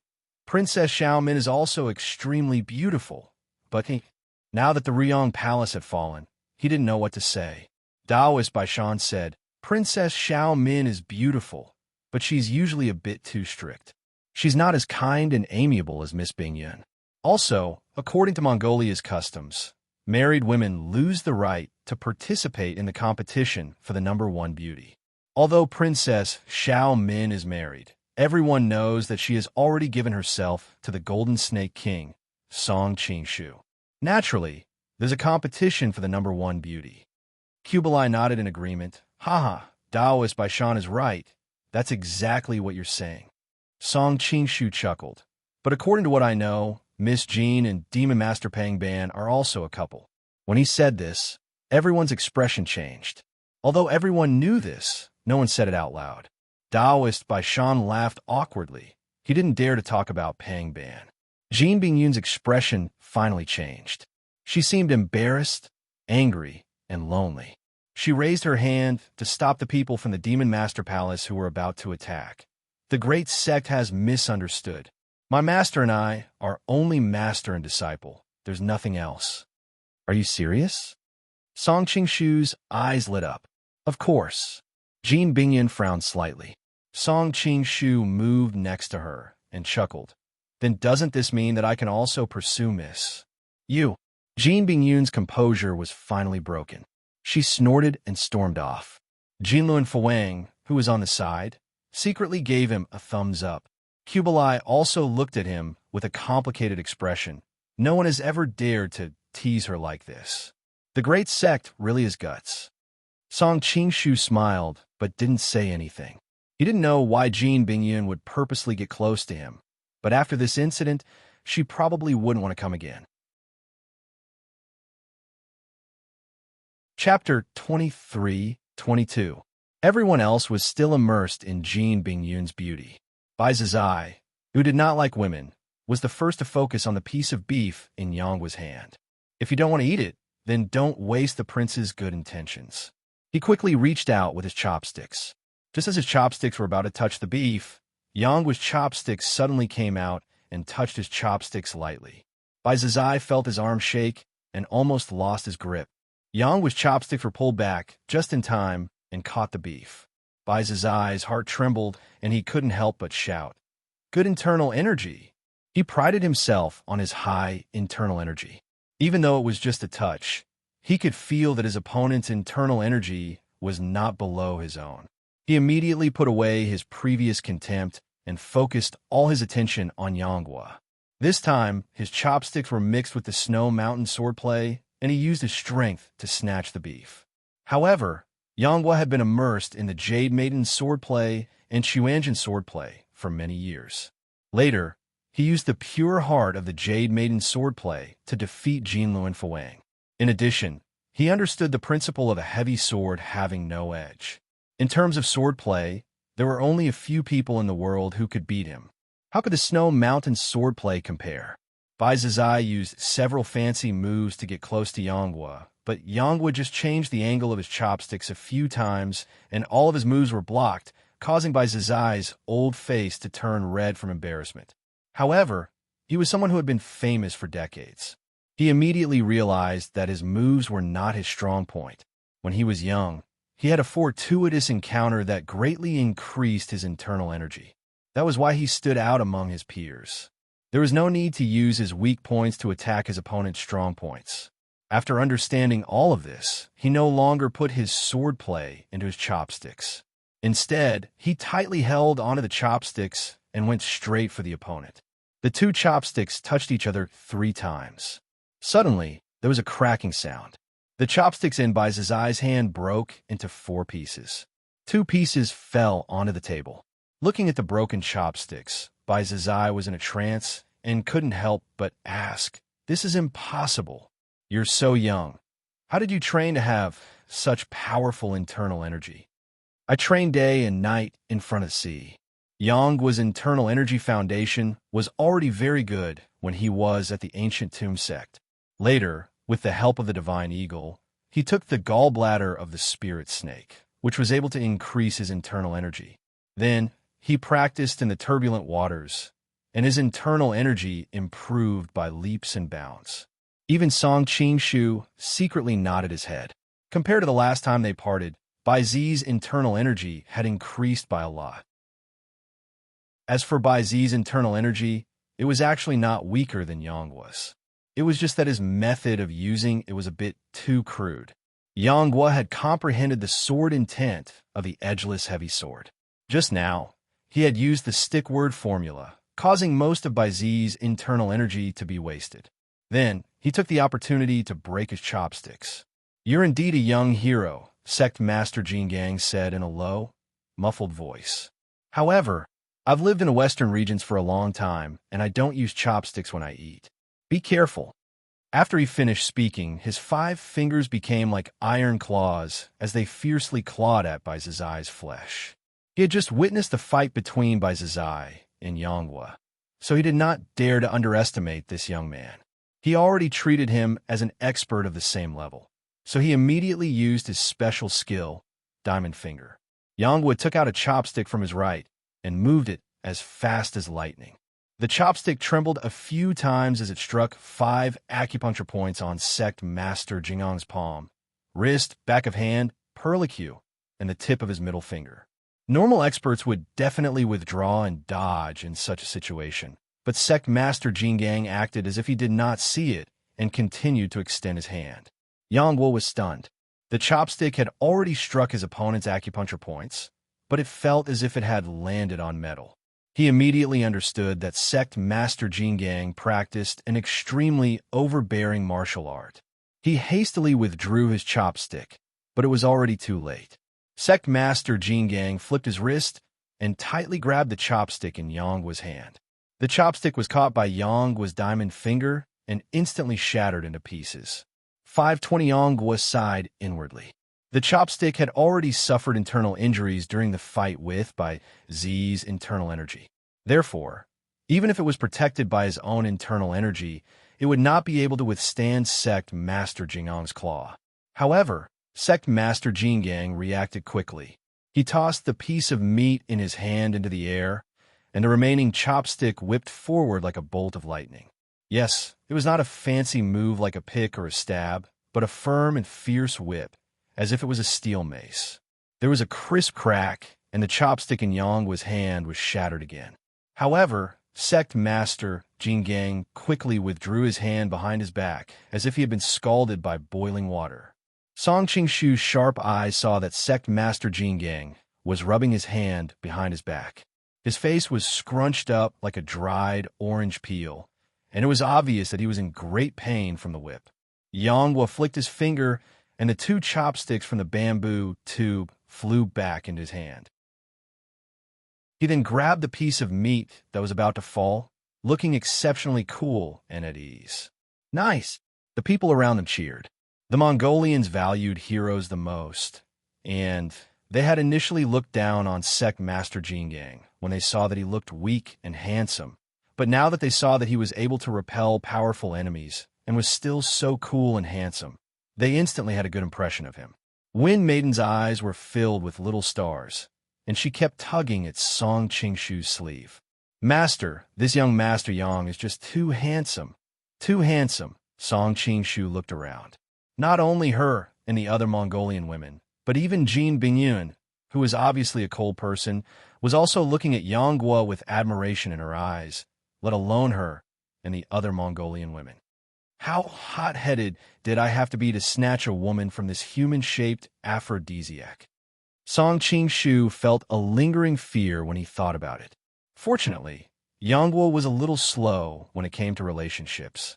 In addition, Song Qingshu had too many tricks up her sleeves from the future, and she also had to rely on fate to have the opportunity to get between him, and Xiao Long knew Song Qingshu sighed inwardly when he thought about Xiao Long Nu. Although the two of them had become close enough after going through so many things, they still could not take the final step. Moreover, it was obvious that she was intentionally avoiding him. It was obvious that she still could not completely let go of Yang Guo. I feel like I'm playing with fire. At first, Song Qingshu was quite confident, but after witnessing Yang Guo's charm once again, he really began to worry about his personal gains and losses. At this moment, Taoist priest Baixing said sinisterly, "Since you're giving up this piece of beef, I'll eat it." After a few rounds of sparring earlier, he knew that this young man was one of the best in terms of inner force and martial arts. However, he had lost an arm after all, so he was naturally at a disadvantage in this aspect. Therefore, he reached out with both hands, one to snatch the beef, and the other to attack where his arm was cut off. This guy is really shameless. Song Qingshu was secretly disdainful. It was no wonder that he and the Vajra faction master seemed to be getting weaker and weaker in the beginning. They could only use 70% to 80% of their original cultivation. At the end of the day, it was because they were lacking in spirit. Which of these Grandmaster experts was not proud and self-respecting? However, not only were these two willing to be lackeys, but they were also despicable, shameless, and had no bottom line in everything they did. When one's martial arts reached a certain level, the role of one's mentality became very important. This was also why, even among experts of the same level, some could fight one against many, while others could only bully them with numbers. However, Song Qingshu had wrongly blamed the two.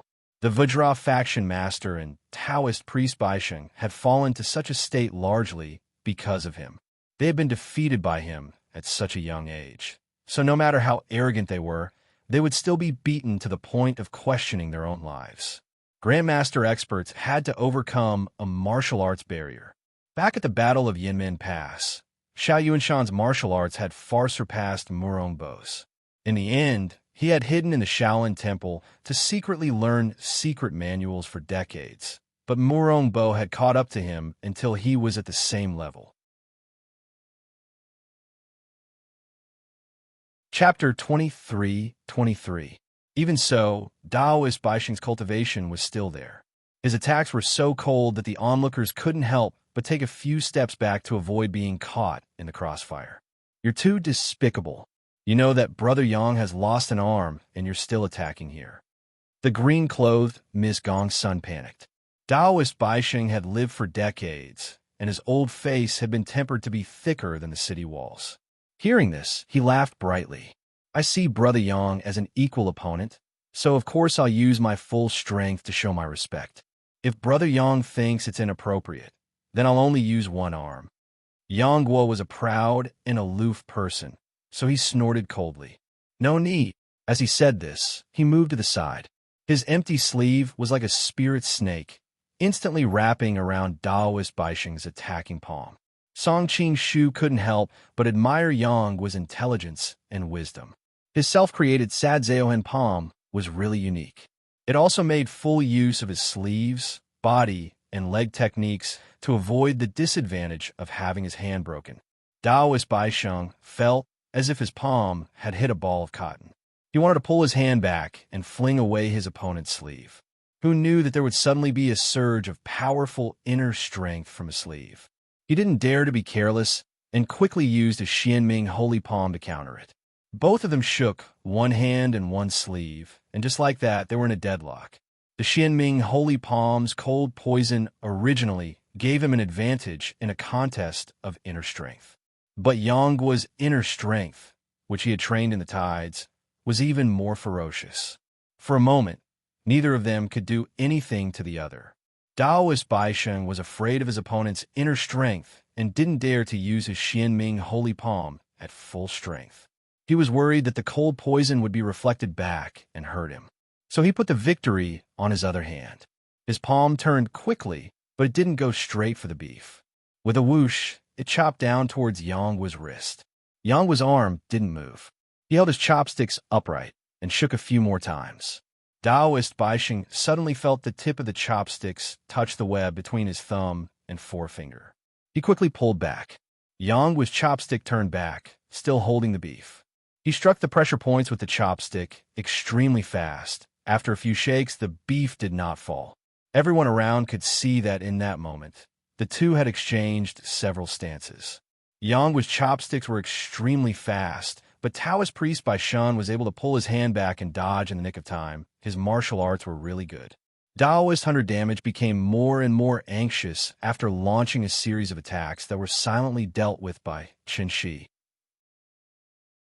He made a name for himself for a few dozen years, yet he was now tied with a junior, and it was truly embarrassing.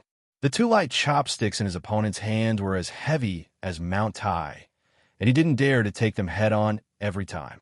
Feeling that he's at a disadvantage fighting with his bare hands, Taoist Baisheng suddenly grabbed a pair of chopsticks from the side and grabbed the piece of beef. He's been fighting with his bare hands all this time, and Yangguo was mainly defending against his attacks. He didn't expect him to suddenly rush towards the beef. In just a split second, the opponent had actually defeated him.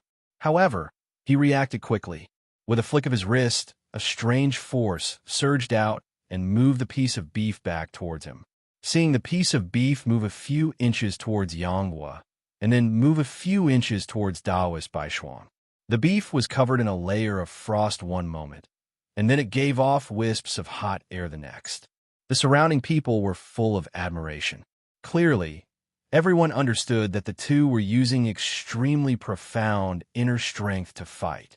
However, in comparison, everyone admired Yangguo more. Internal energy is the most important thing. He's so young, yet he's able to fight evenly with Taoist priest Baisheng, who's had internal energy for decades. It's really shocking. At this time, Jin Bingyun's red lips moved slightly. Both of you are His Highness's guests. This competition is just to liven things up. If there's any death or injury in a fight of internal energy, it wouldn't be good. Kublai also came out to smooth things over. That's right, I've already seen everyone's high-level martial arts. Please stop now. As His Highness commands. These words were exactly what Taoist priest Baisheng wanted. In a fight of internal energy, if they weren't careful, they'd either die or be injured. He and Yangguo didn't have any irreconcilable grudges, so there was no need to make things like this. Yangguo obviously had the same thoughts. The two of them very tacitly retracted their internal energy. Why are there so many people fighting over a piece of meat? Is it really that delicious? When he said the first word, it felt like the person was a bit far away, but when he said the last word, it sounded like he was right next to their ears. This person's speed was truly rare. A shadow flashed by the door. A person reached out and snatched the piece of fat beef from the two people's chopsticks. He put it into his mouth and started chewing. This time, everyone was shocked. They all stood up at the same time and looked at the person. It was an old man with white hair and a white beard. His face was glowing, and he was smiling from ear to ear. They saw him sit on the carpet on the floor. His left hand brushed aside his white beard, and his right hand shoved the piece of beef into his mouth. Taoist priest Baisheng thought back to what had just happened. Although he and Yangguo had both retracted their internal energy, this old man was able to snatch the piece of beef from their hands so easily. The technique he used was really shocking. Yang smiled and said, "So it's Senior Zhou." Song Qing-shu also recognized him. It was the old urchin Zhou Batong. The last time he saw him on Beating the Drum Mountain, he saw him walking with Hong Qigong. 2 days ago, he thought it was strange that he only saw Hong Qigong and not Zhou Batong. He didn't think that just as he spoke of the devil, he would appear. It's cold and hot at the same time. The meat is a mess. Why is this beef so disgusting? Zhou Batong quickly spat out the piece of beef in his mouth. At this time, the guards of the palace had already caught up with him. They shouted, "Capture him," for spears were already aimed at his chest. Zhou Batong stretched out his left hand and grabbed the 4 spear heads. He said to the side, "Yanghua, bring me some good beef. I'm starving." The 4 Mongolian soldiers used all their strength to push forward, but they didn't budge. They immediately tried to pull back, but their faces were red. The 4 spears seemed to have been forged into an iron mountain and couldn't be pulled back even half an inch. It didn't turn around. Yanghua hesitated for a moment, then picked up the plate of beef and flew it over to him. He said, "Please eat." Zhou Batong raised his right hand and placed it in front of his chest. Suddenly, a piece of beef jumped up and flew into his mouth as if it had come alive. Everyone in the room was amused by this and thought he was doing magic. They all cheered. Jinlun Fuang and the other skilled fighters knew that he was using his palm to push a piece of beef out of the plate. If a normal person used their strength to hit the plate, they would be able to make the piece of beef jump up, but the meat would be sent flying and the juices would be dripping. It was impossible to make the pieces of beef jump up one by one. The strength of this person's palm had reached a level where he could do it with ease. The people at the banquet knew that they couldn't do it, and they couldn't help but be in awe of him. Kublai said, "Brother Yang, is this old urchin your friend?" Though Yang knew that Zhou Batong's martial arts were great, he also knew that there were many skilled fighters in the room. There were also many Mongolian warriors. If they all attacked him, Zhou Batong would be in danger. He said, "That's right, this old urchin is a friend of mine. He's quite famous in the Central Plains. People call him the old urchin Zhou Batong. If he's your friend, then he's my friend too." Kublai saw that Yang martial arts were great and wanted to recruit him. He waved his hand at the Mongolian warriors. The 4 Mongolian warriors felt as if they had been pardoned. They couldn't take back their spears, but they didn't dare to let go. The Mongolian military law was very strict.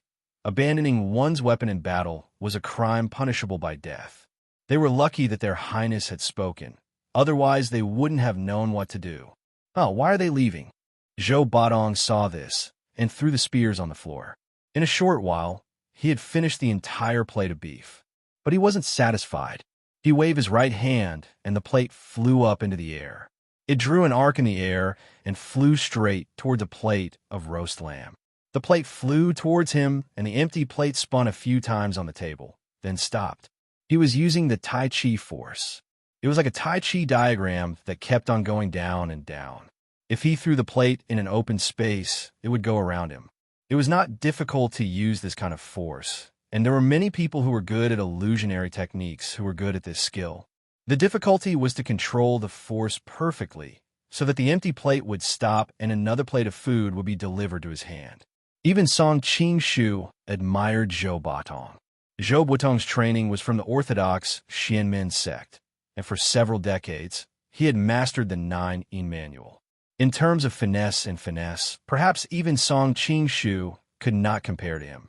Zhou Batong laughed and was very proud of himself. He used the force in his palms, and pieces of roast lamb jumped up into the air. He ate all the meat on the plate. He then looked at Yanghua and asked, "Hey, where's Xiao Long Nu? Why isn't she with you?" Before Yanghua had time to answer, he answered his own question again. "Oh, I seem to remember. I heard from the old beggar that Song Qing-shu seemed to have stolen Xiao Long Nu. Speaking of which, this is a good thing. Congratulations." Chapter 23-24. Song Qing-shu couldn't help but rub his nose. This matter had already spread far and wide. He didn't expect Hong Qigong, a guy with thick eyebrows and big eyes, to be so gossipy behind his back. Hearing the old urchin's words, Yanghua immediately flew into a rage. Old urchin, I thought of you as a friend. Why are you insulting me like this? Why are you angry? The old urchin scratched his ears and cheeks in confusion. I didn't insult you. I congratulated you because I thought of you as a friend. Yanghua suppressed his anger and coldly said, I lost my aunt. What's there to be happy about? The old kid grinned and moved closer to him. What's so good about women? They all look disgusting and mean a lot of trouble. It's so free to play alone like me. Brother Yang, you'll know the benefits of being alone after you get used to it. Yanghua finally understood what he meant. Thinking of the old urchin's usual incoherent way of talking, he didn't take it to heart. My aunt is different from other women. The old urchin nodded in agreement. Then he pulled Yanghua's sleeve and said, Xiao Long Nu is indeed different from other women. She's much more fun. Even though I've learned most of her bee controlling skills, I can't learn how to sleep on a rope. Yanghua, do you have any tricks? Yanghua's breath caught in his throat. I don't know either. Xiao Long Nu's special sleeping position could only be achieved by someone with a pure heart.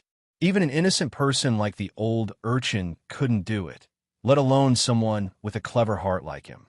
Thinking of the time they spent together in the ancient tomb and the beautiful figure on the rope, Yanghua felt a pain in his heart. He felt the air in his body churning, and he almost spat out blood. The girl in green hurriedly patted his back and comforted him. Brother Yang, don't be angry. Zhou Badong finally noticed the girl next to him. He winked and smiled. Yanghua, you're not a good person either. You were just asking about Xiao Long Nu, and now you're spending the night with Miss Gong's son. You'd better buy me over. Otherwise, the next time I see Xiao Long Nu, I'll complain about you. He had been to the unrequited Love Valley before, so he naturally recognized the other party. Song Qingshu nodded his head. It looked like this girl in green was Gong's son Louis. Thinking about the girl who died for Yanghua in the original novel, he couldn't help but sigh. He hoped that the two of them would have a happy ending in this world. However, when he recalled the expression on the other party's face when he mentioned Xiao Long Nu, he knew that this matter would be difficult. Sure enough, Yanghua smiled mournfully. Why would Gugu care about such things now? Feeling his emotions, Zhou Badong scratched his head in annoyance. Aya, every time I hear you talk about love, I feel uncomfortable. At this moment, Jean Bingyun stepped forward and said, Junior greets Senior Zhou. With her looks, even if she didn't move from her seat, she would still be the center of attention. However, she was Pang Ban's disciple after all. Many people were afraid of Pang Ban's reputation and didn't dare to act too rashly. But now that she had walked out, they could openly and greedily look at her slender body. You're quite pretty. Zhou Badong turned around and looked at her. Even though he didn't know much about the world, he still felt that she was pleasing to the eye. What's senior? Am I that old? Just call me Zhou Badong. Looking at his head of white hair, even Jean Bingyun didn't know how to respond. She changed the topic. I heard you mention Song Qingshu just now. Are you talking about the Golden Snake King, Song Qingshu? The noisy hall instantly quieted down, and even Kublai perked up his ears. It was clear that Song Qingshu had suddenly risen to power in the Central Plains and had become a force that even he could not ignore. Song Qingshu looked at Jean Bingyun curiously. Why was this woman asking about him? Who else but him? The old urchin shuddered. But this nickname is too ugly. The next time we meet, I must make him change it. The old urchin is most afraid of snakes. Thinking back to the time when he was teased by the Western poison Ouyang Feng with his snake formation, he felt uncomfortable all over. Are you familiar with him? You could just make him change his nickname? Jean Bingyun had already figured out his personality and didn't purposely call him senior anymore. Cola literature, he and I. Zhou Batong stuttered, but when he saw the people around him looking at him, his eyes rolled, and he immediately patted his chest and said, Of course I know him very well. He even taught me the bamboo bird that flies in the sky. Song Qingshu couldn't help but laugh. How are we familiar? But hearing him talk about this, he vaguely remembered that he saw him and Huang Rong when they were gliding. Bamboo birds that can fly? Like kites? Kublai couldn't help but ask. Back then, when the Golden Knife Prince helped the Khan conquer Samarkand, He used something similar. How can it be a kite? Do you think I can't even tell a kite apart? Zhou Badong was displeased and bragged about what he saw that day. He made it sound like a celestial being had descended to the mortal world. Even Song Qing-shu felt embarrassed. Senior, can you teach us how to make this paper bird? Kublai asked eagerly. As a famous general, he naturally knew how important this kind of thing was. Zhou Badong looked embarrassed. Unfortunately, I didn't learn it. Song Qing-shu was speechless. I didn't teach you anything. I didn't think that this guy was also someone who liked to brag. Based on what you said, then Song Qing-shu probably knows how to make it. Jean Bingyan blinked as if she was deep in thought. Of course. Zhou Badong nodded. Jean Bingyan couldn't help but sigh. This Prince Song is so young, but not only is his martial arts unparalleled, he's also built such a large empire. He even has so many strange ideas. Could he really be a celestial being that descended to the mortal world? Hearing this, Yangwa became even more depressed. He picked up the cup of horse milk wine in front of him and drank it all in one gulp. Zhou Badong walked around Jean Bingyun and looked her up and down, making her feel extremely uncomfortable.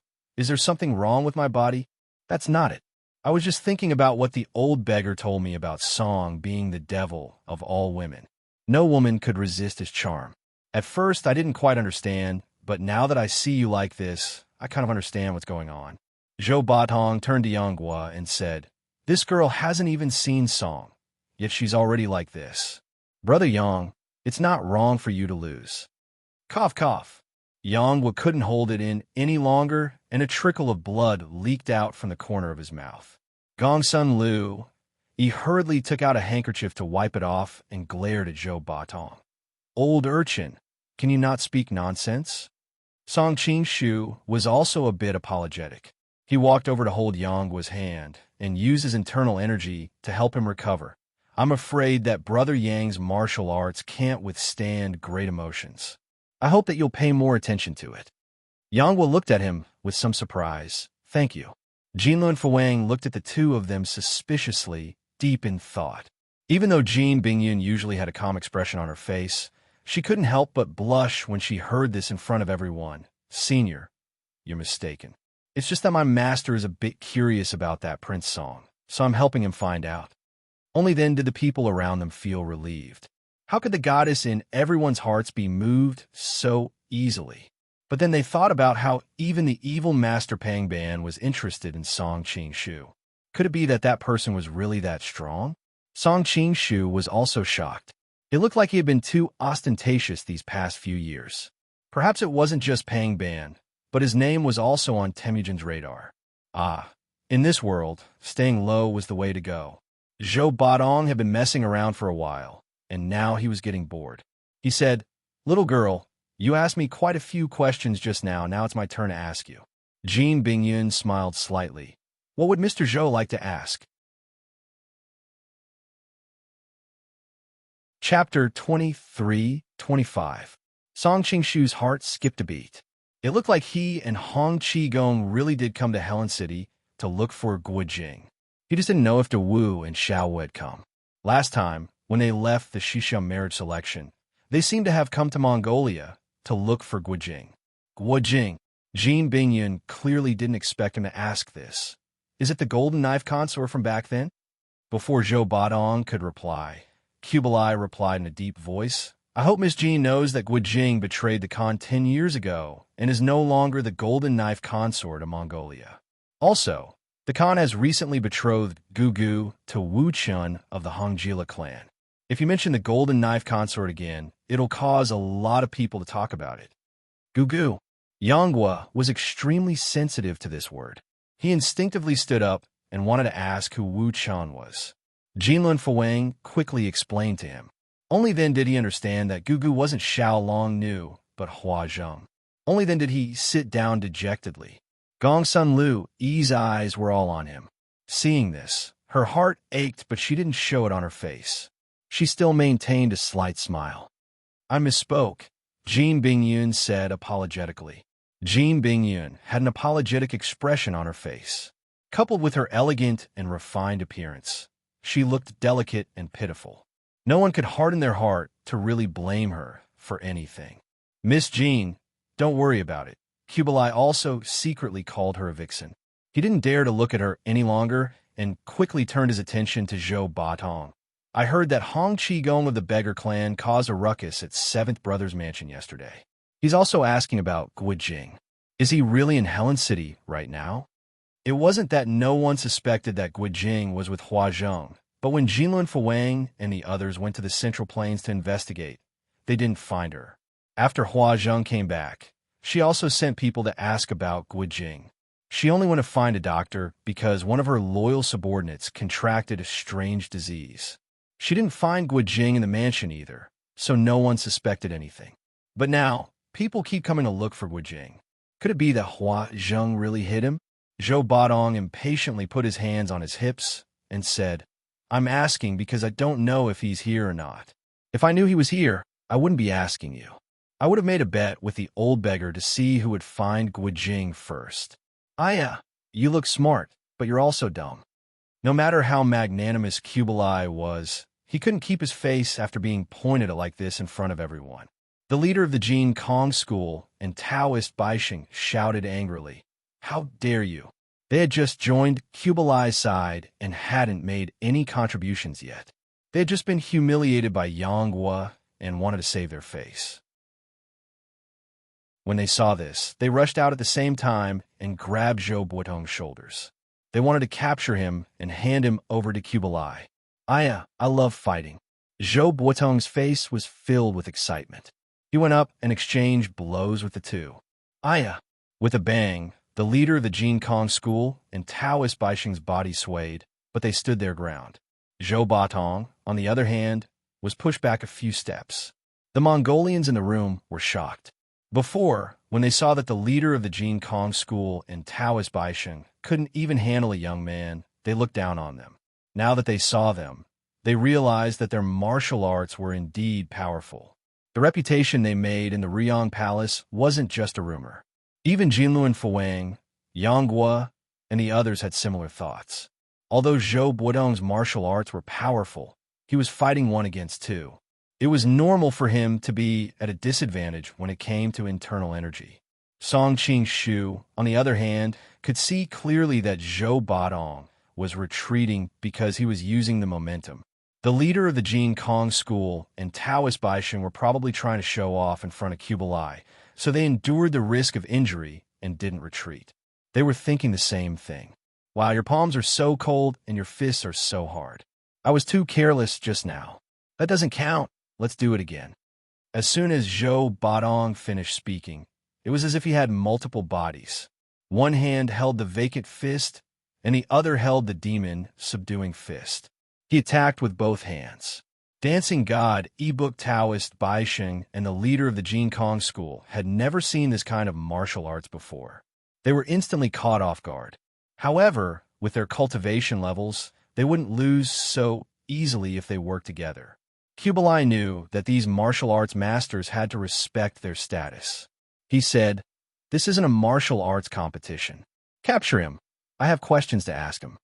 Yes, sir. Jinlun Fuwang cupped his hands and jumped into the fray. He had mastered the dragon elephant prajna art. Even if he fought Zhou Batong alone, he had a 50% chance of winning, not to mention Taoist Baixing and the leader of the Jin Kong school. Zhou Batong immediately yelled, You big monk, how can you be so strong? As he spoke, his movements became more and more difficult to understand. Yang Hua, who was on the side, thought to himself, I need to find a chance to help Zhou Batong escape. Before he could make a move, Zhou Batong laughed. You guys have more people. I'll find some helpers to help me. As he said this, he waved his palm above his head. The roof was shaken by the wind from his palm, and a large piece of the roof fell towards Kublai's head. Be careful, Your Highness. Jinlun Fuwang and the others didn't care about attacking Zhou Batong anymore. They quickly went to help Kublai. Zhou Batong laughed and took the opportunity to jump out of the hole in the roof. Song Qing-shu took back his hand. Even though Zhou Batong had some problems with his mind, he wasn't stupid. His intelligence in battle was off the charts. Song Qing-shu had worried about him for nothing. Jinluan Fuang, Taoist Bai Sheng, and the others all apologized to Kublai for not protecting him properly and alerting His Highness. Kublai didn't mind at all. Instead, he kept praising Zhou Buotong's abilities. He said that it was a pity that he couldn't recruit such a talented person. He also sent people to investigate Guojing. Hong Qigong and Zhou Baodong appeared one after another, so he had to be careful. Because of the hole in the roof, the wind was very cold at night. The banquet naturally ended early. Before he left, Jean Bingyan called out to Song Qing-shu, as if she wanted to say something to him. However, Song Qing-shu was like a snake or a scorpion, and he left without looking back. Before Jean Bingyan could chase after him, she was surrounded by a large group of Mongolian nobles. It was not good for her to reject these nobles, so she tried to be polite. However, her eyes involuntarily fell on the back of Song Qing-shu, thinking to herself, "What is wrong with this person? Master, there are so many men who want to talk to that Jean Bingyan. Why did you run away?" Wind Maiden asked in confusion. Song Qing-shu was speechless. "That woman is poisonous." "Poisonous? What do you mean?" Wind Maiden was confused. Song Qing-shu thought about it, but didn't know how to explain. "It's hard to explain in a few words. Go back and prepare your luggage for tomorrow." "You're going to leave me behind again?" Wind Maiden pouted unhappily.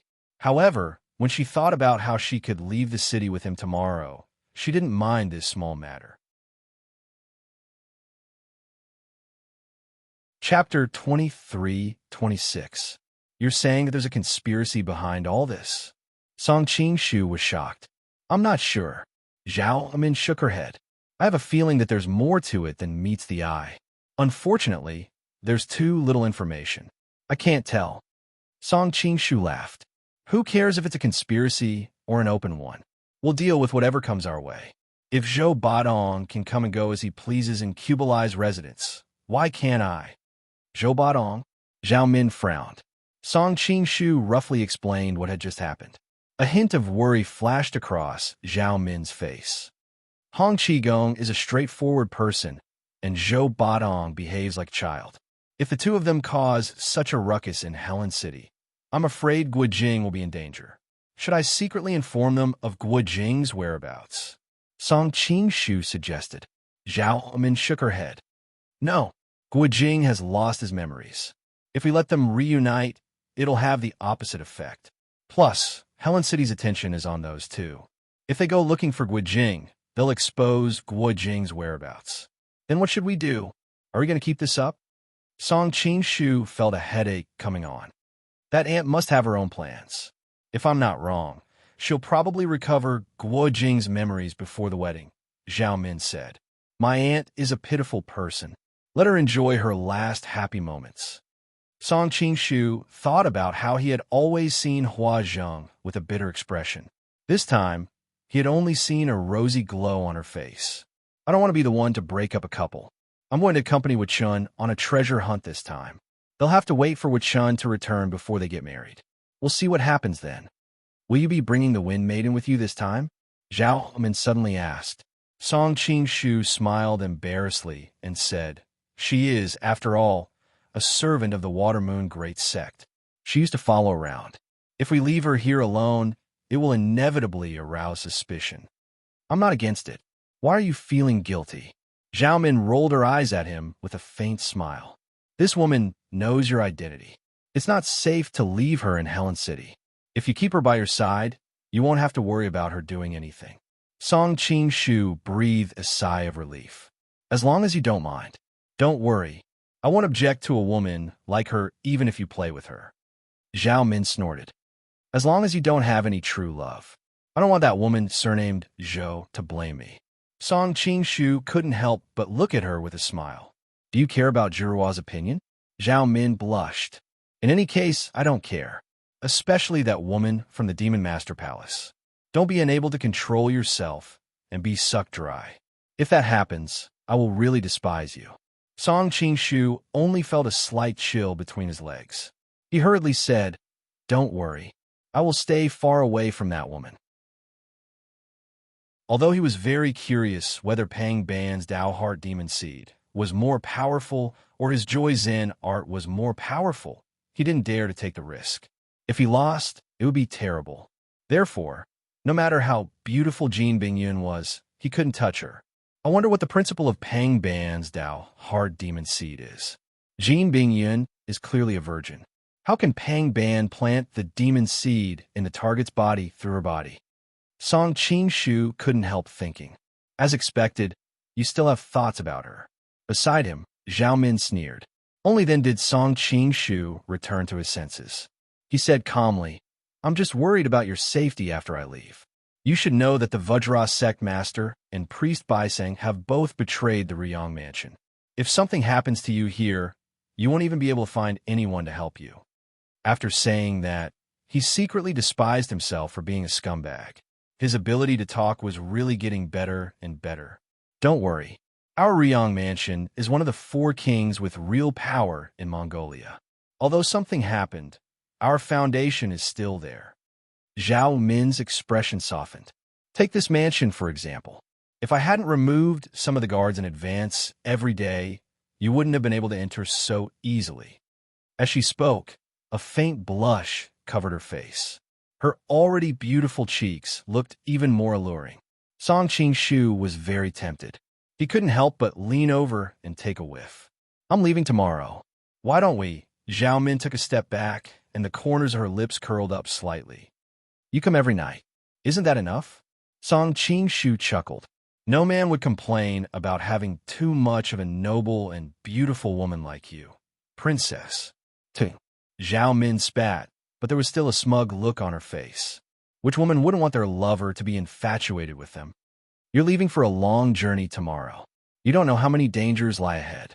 Today, you should gather as much as you can. I'll be staying in the mansion every day anyway. I'll be fine after a few days of rest. How many times have I told you? I'm not practicing those despicable plucking techniques.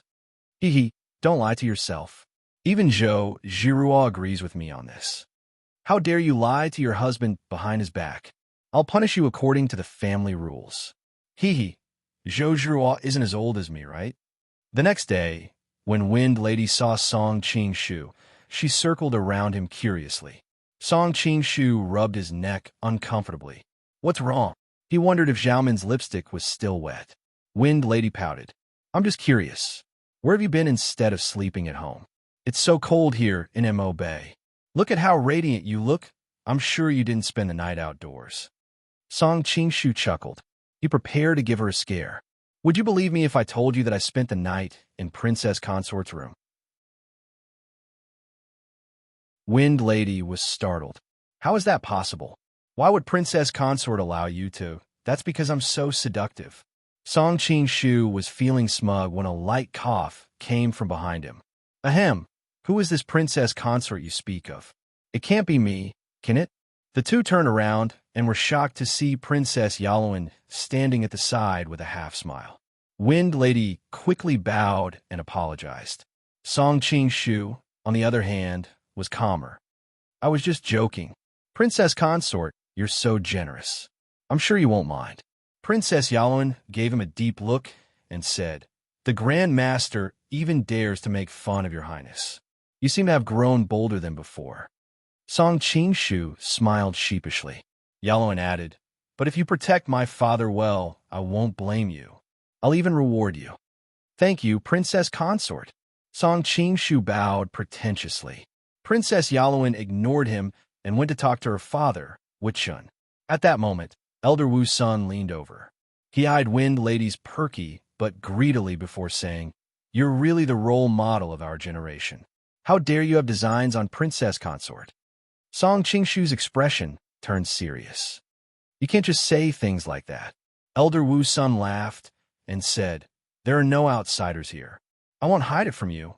I've admired this beautiful Princess Consort for a long time, but it's a pity I haven't dared to touch her. Song Qingshu cursed in his heart.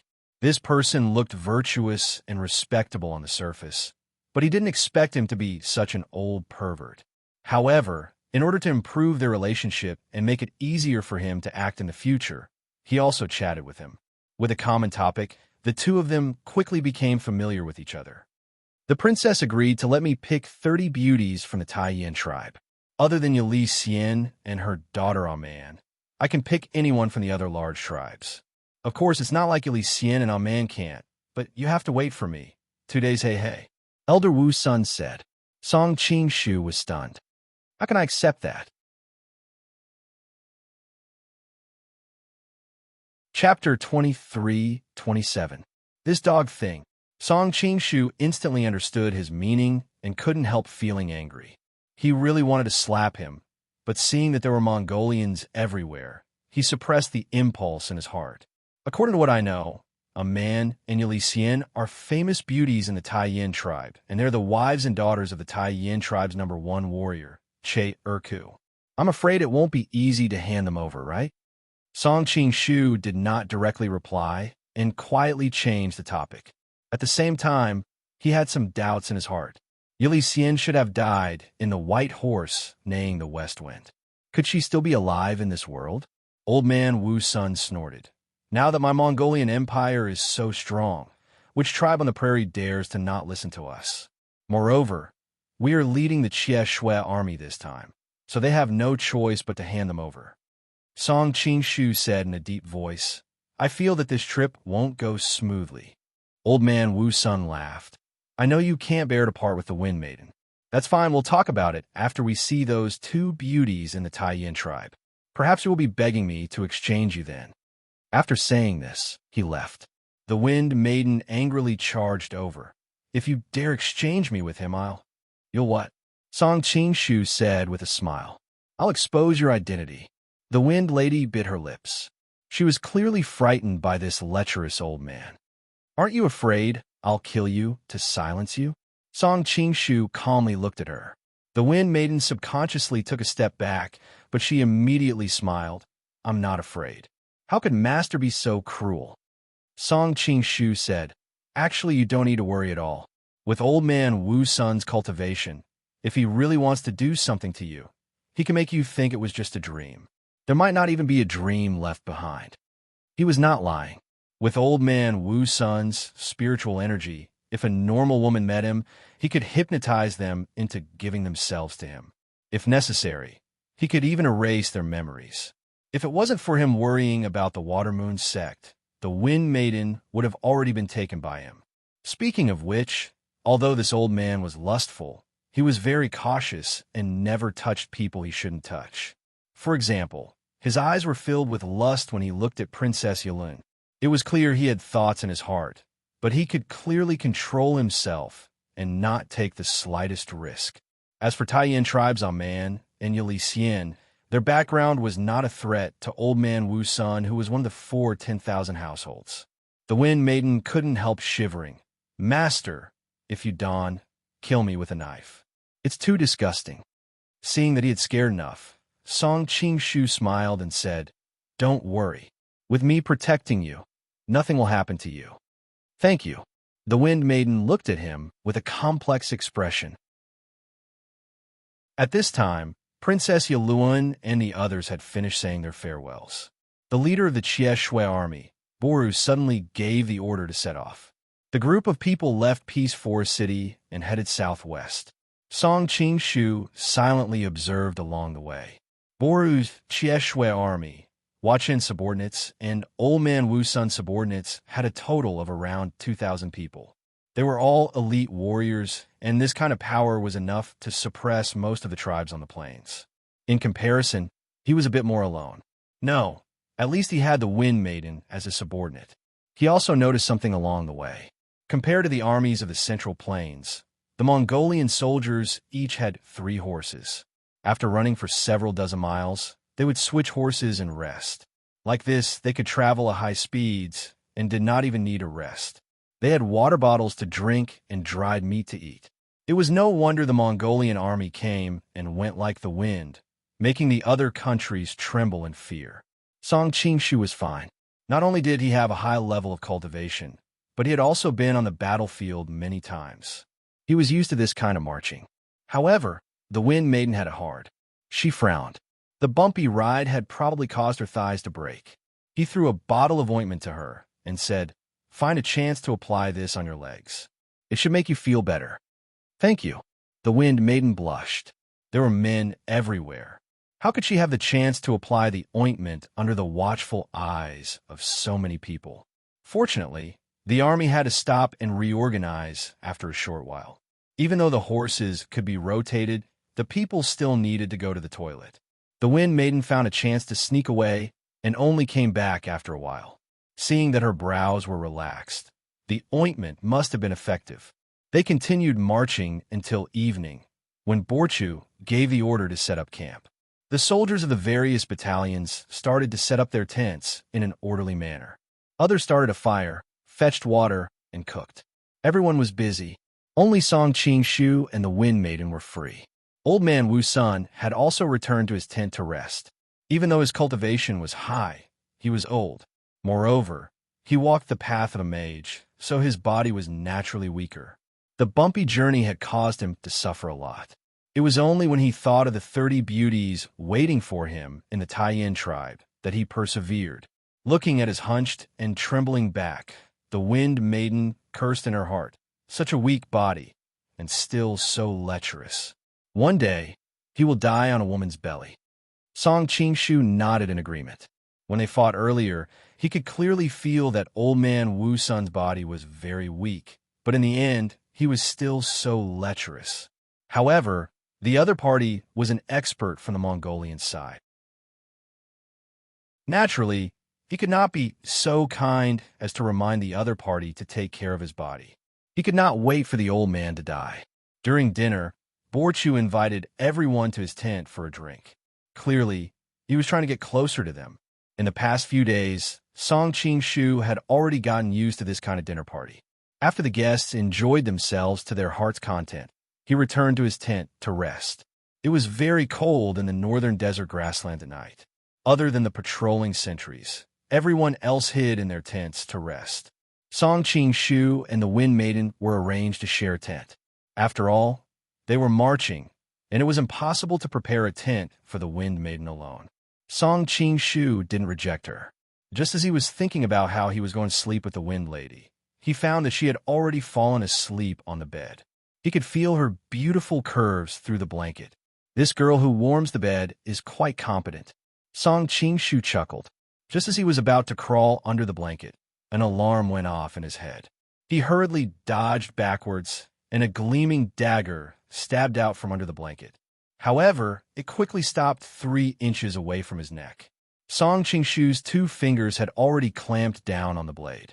I didn't expect the great sect to be so skilled. The woman across from him smiled, showing no signs of panic. Song Qing-shu let go of the dagger and snorted coldly. What is the meaning of this, consort? The woman before him had eyes that seemed to contain a pool of spring water, and her oval face had a unique charm to it. Who else could it be but High Mansion? I was just joking with the great sect. There's no need for the great sect to mind. High Mansion put away the dagger and could not help but praise. The great sect's reflexes and agility are probably unmatched in the entire Mongolia. There's no need to flatter me. Why did you suddenly appear here? Song Qing-shu chuckled. It can't be that consort is delivering a cannon from afar, right? Delivering a cannon? High Mansion was taken aback. Are you talking about the return cannon from the western region? That thing is extremely heavy. How could I carry it here by myself? Ahem, pretend I didn't say anything. Song Qing-shu's interest waned. What are you doing here this time? High Mansion also put away that frivolous smile of his and said seriously, didn't you say that you would ask the great sect for help in the future? Now it's here.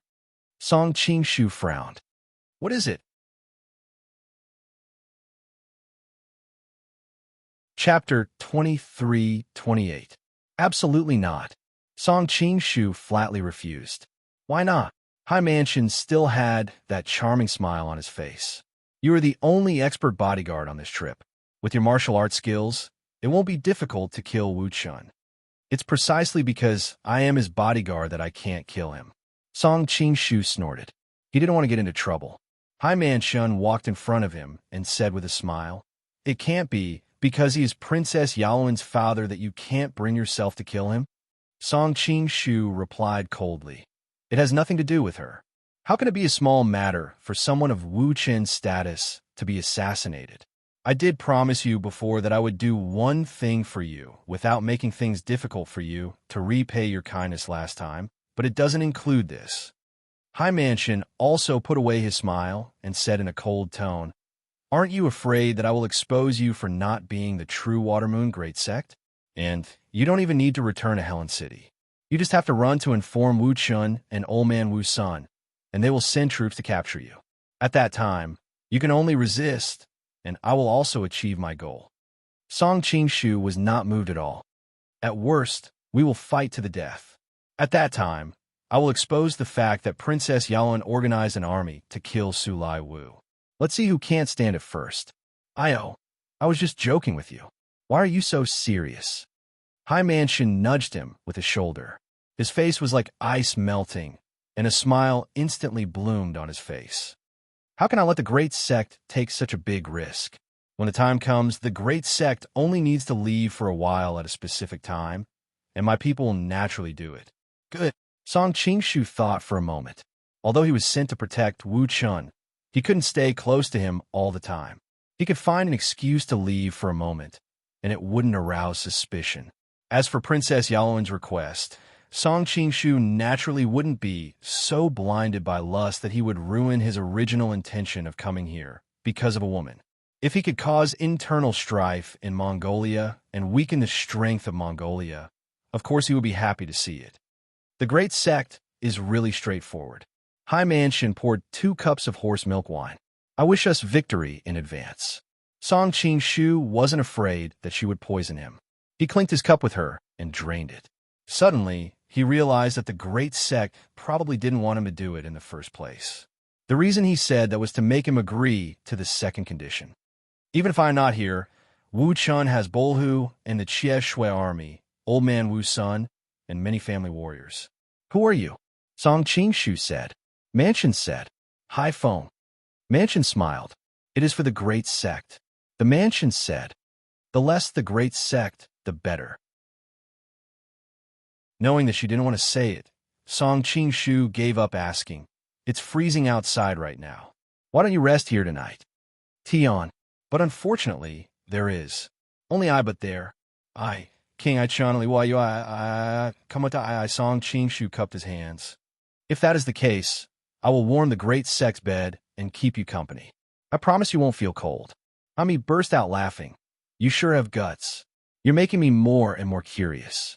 Who exactly are you?" Song Qingshu replied, "If Wang Fei has the leisure and elegance to travel with me to Mount Wu, you will naturally know at that time." High Mansion took a few steps back. "Sigh, I don't have such luck. I have important matters to attend to. I need to travel through the night. Moreover, I don't want to disturb your and Wind Lady's auspicious day. See you next time." As soon as she finished, her graceful figure disappeared into the darkness. After she went out, the Wind Maiden came in. Song Qingshu looked at her angrily. "Did you join forces with her to plot against me?"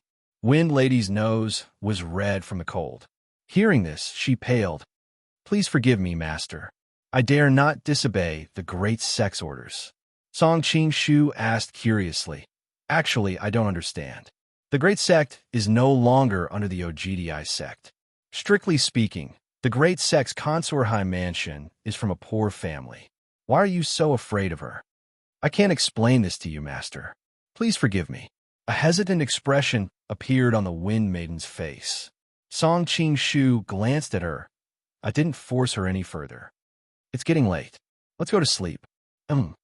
Wind Lady's cheeks turned red. She began to undress. Song Qingshu flicked his finger and hit her sleeping acupoint. Right now, he didn't want to casually get into a relationship. Moreover, he had been fooling around at Zhao Min's place every day. If he were to do it again now, his body wasn't made of iron, and he needed time to recover his vitality after being in the juicer every day. When he woke up the next day, Song Qingshu ignored Wind Lady's resentful eyes. He went out to discuss matters with Chun and the others. At the same time, he tried to see if he could find any clues and find out who High Manshan's assassin was. Looking at Song Qingshu's departing figure, the resentment in Wind Lady's eyes gradually disappeared. In its place was a relaxed expression.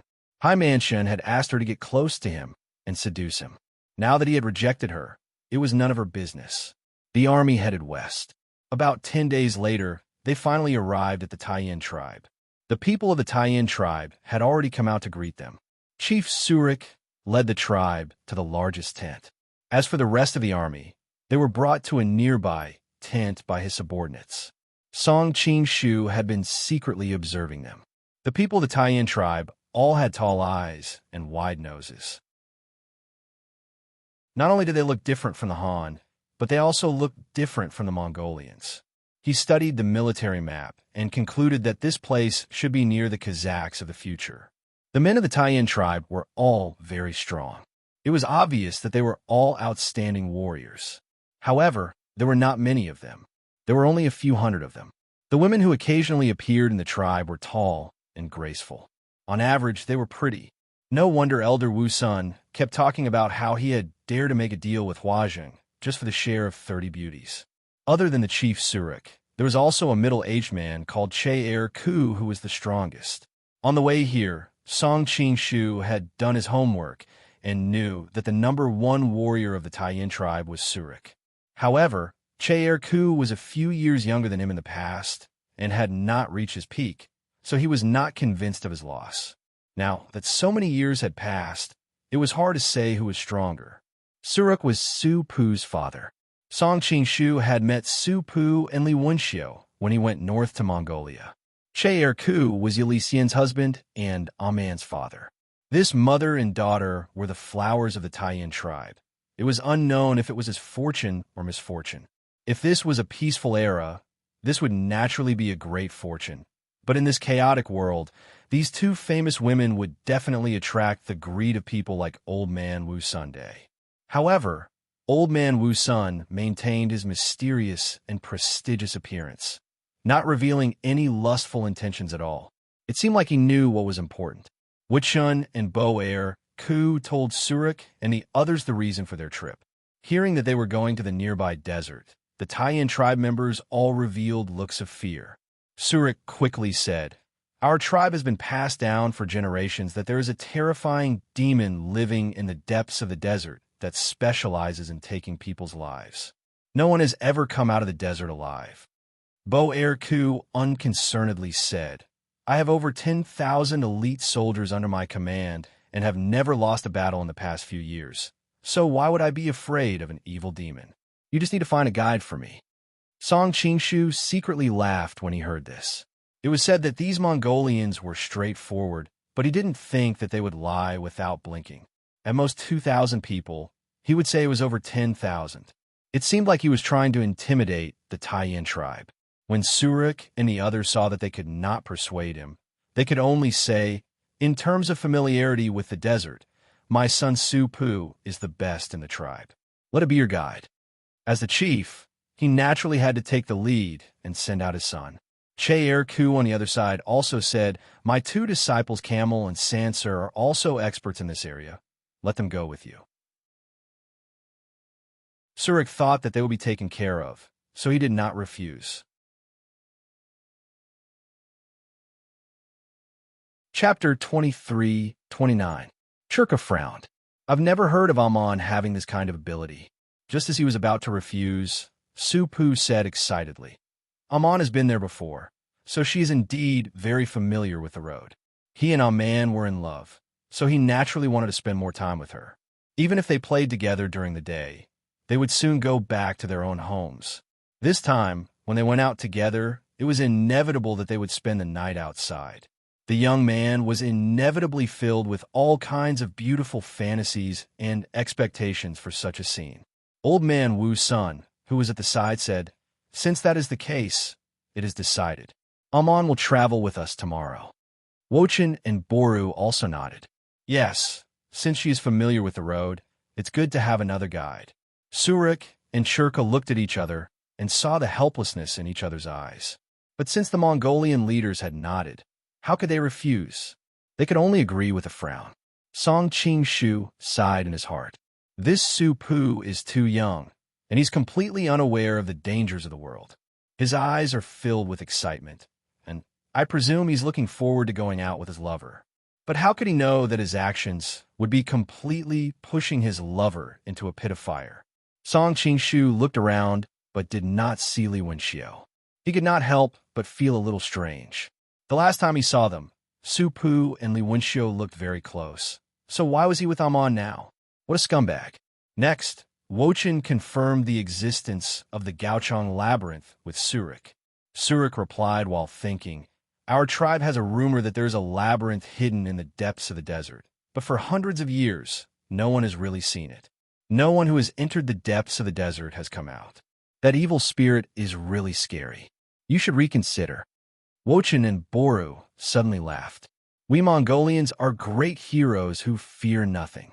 There's no need to say anything about a mere evil spirit." Surik looked displeased. Didn't this mean that the people of the Taiyan tribe were all cowards? But now that the Mongolians were too powerful, they could only swallow their anger. Everyone began to discuss some preparations for entering the desert. When they were almost done, it was already late. Surik and Churku stood up and invited everyone to a bonfire party. Wochen and the others naturally did not refuse. The people of the Taiyan tribe slaughtered cattle and sheep to entertain the Mongolians. With meat and wine to drink, the Mongolians were all smiles. During the banquet, Elder Wusun continued to compete with Chirku in drinking. Most of the people on the grasslands were very straightforward when it came to drinking. Seeing his great hospitality, they found it hard to refuse. One bowl after another, they quickly became dizzy. Song Qingshu could see clearly that every time Elder Wu Sun drank, he would secretly pour the wine on the grass behind him. Perhaps it was because he had used hypnosis, but Chirku, who was beside him, did not see all of this. After he shouted, Pu Chun and Su drank together, of Wu, and of Su, and did not even to notice. Elder Wu Sun waved his hand, and his subordinates quickly helped Chirku up, saying that they would send him back to rest.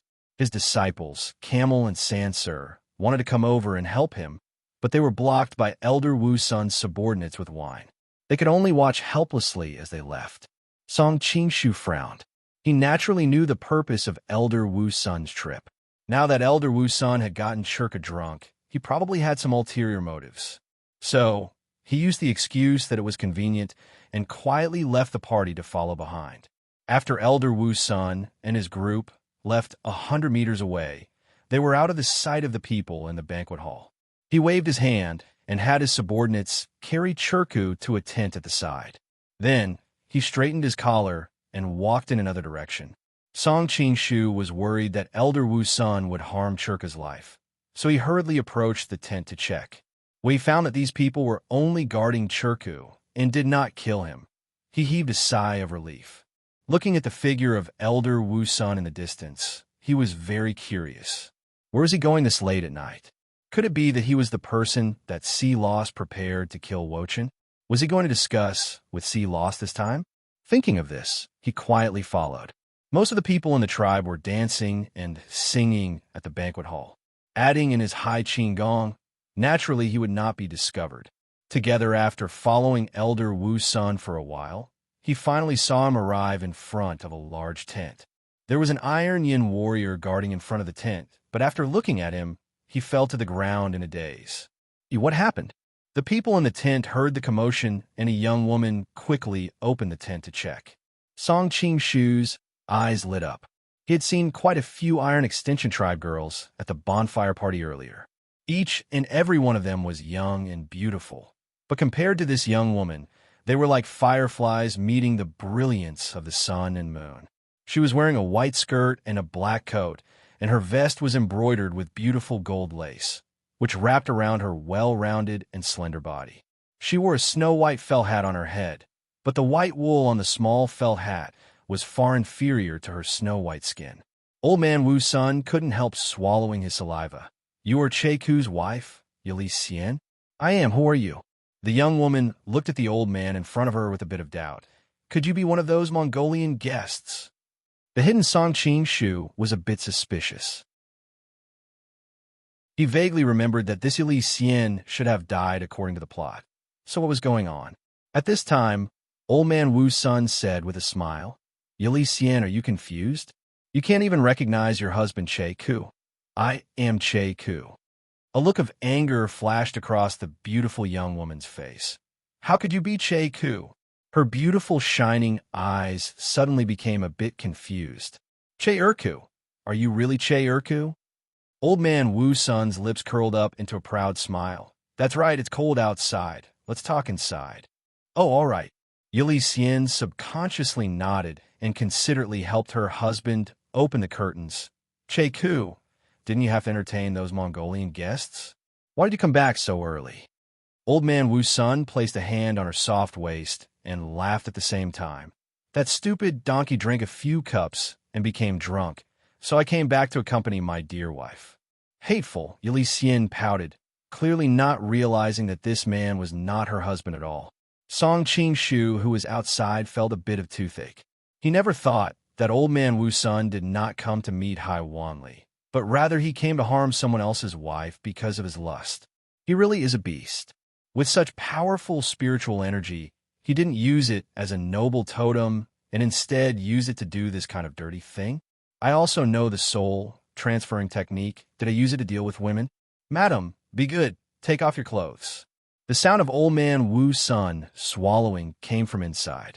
Yili Xian's doubtful voice came. Che Ku, you are very strange today. Don't you usually call me Yili Xian? Song Qingshu's heart filled with joy. It seemed like Yili Xian had realized something was wrong.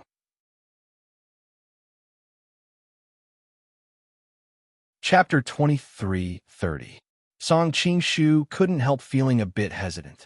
He was naturally not willing to see an innocent woman being harmed by Old Man Wu's son. But if he made a move, Old Man Wu's son was not an ordinary person, and it would not be easy for him to deal with him.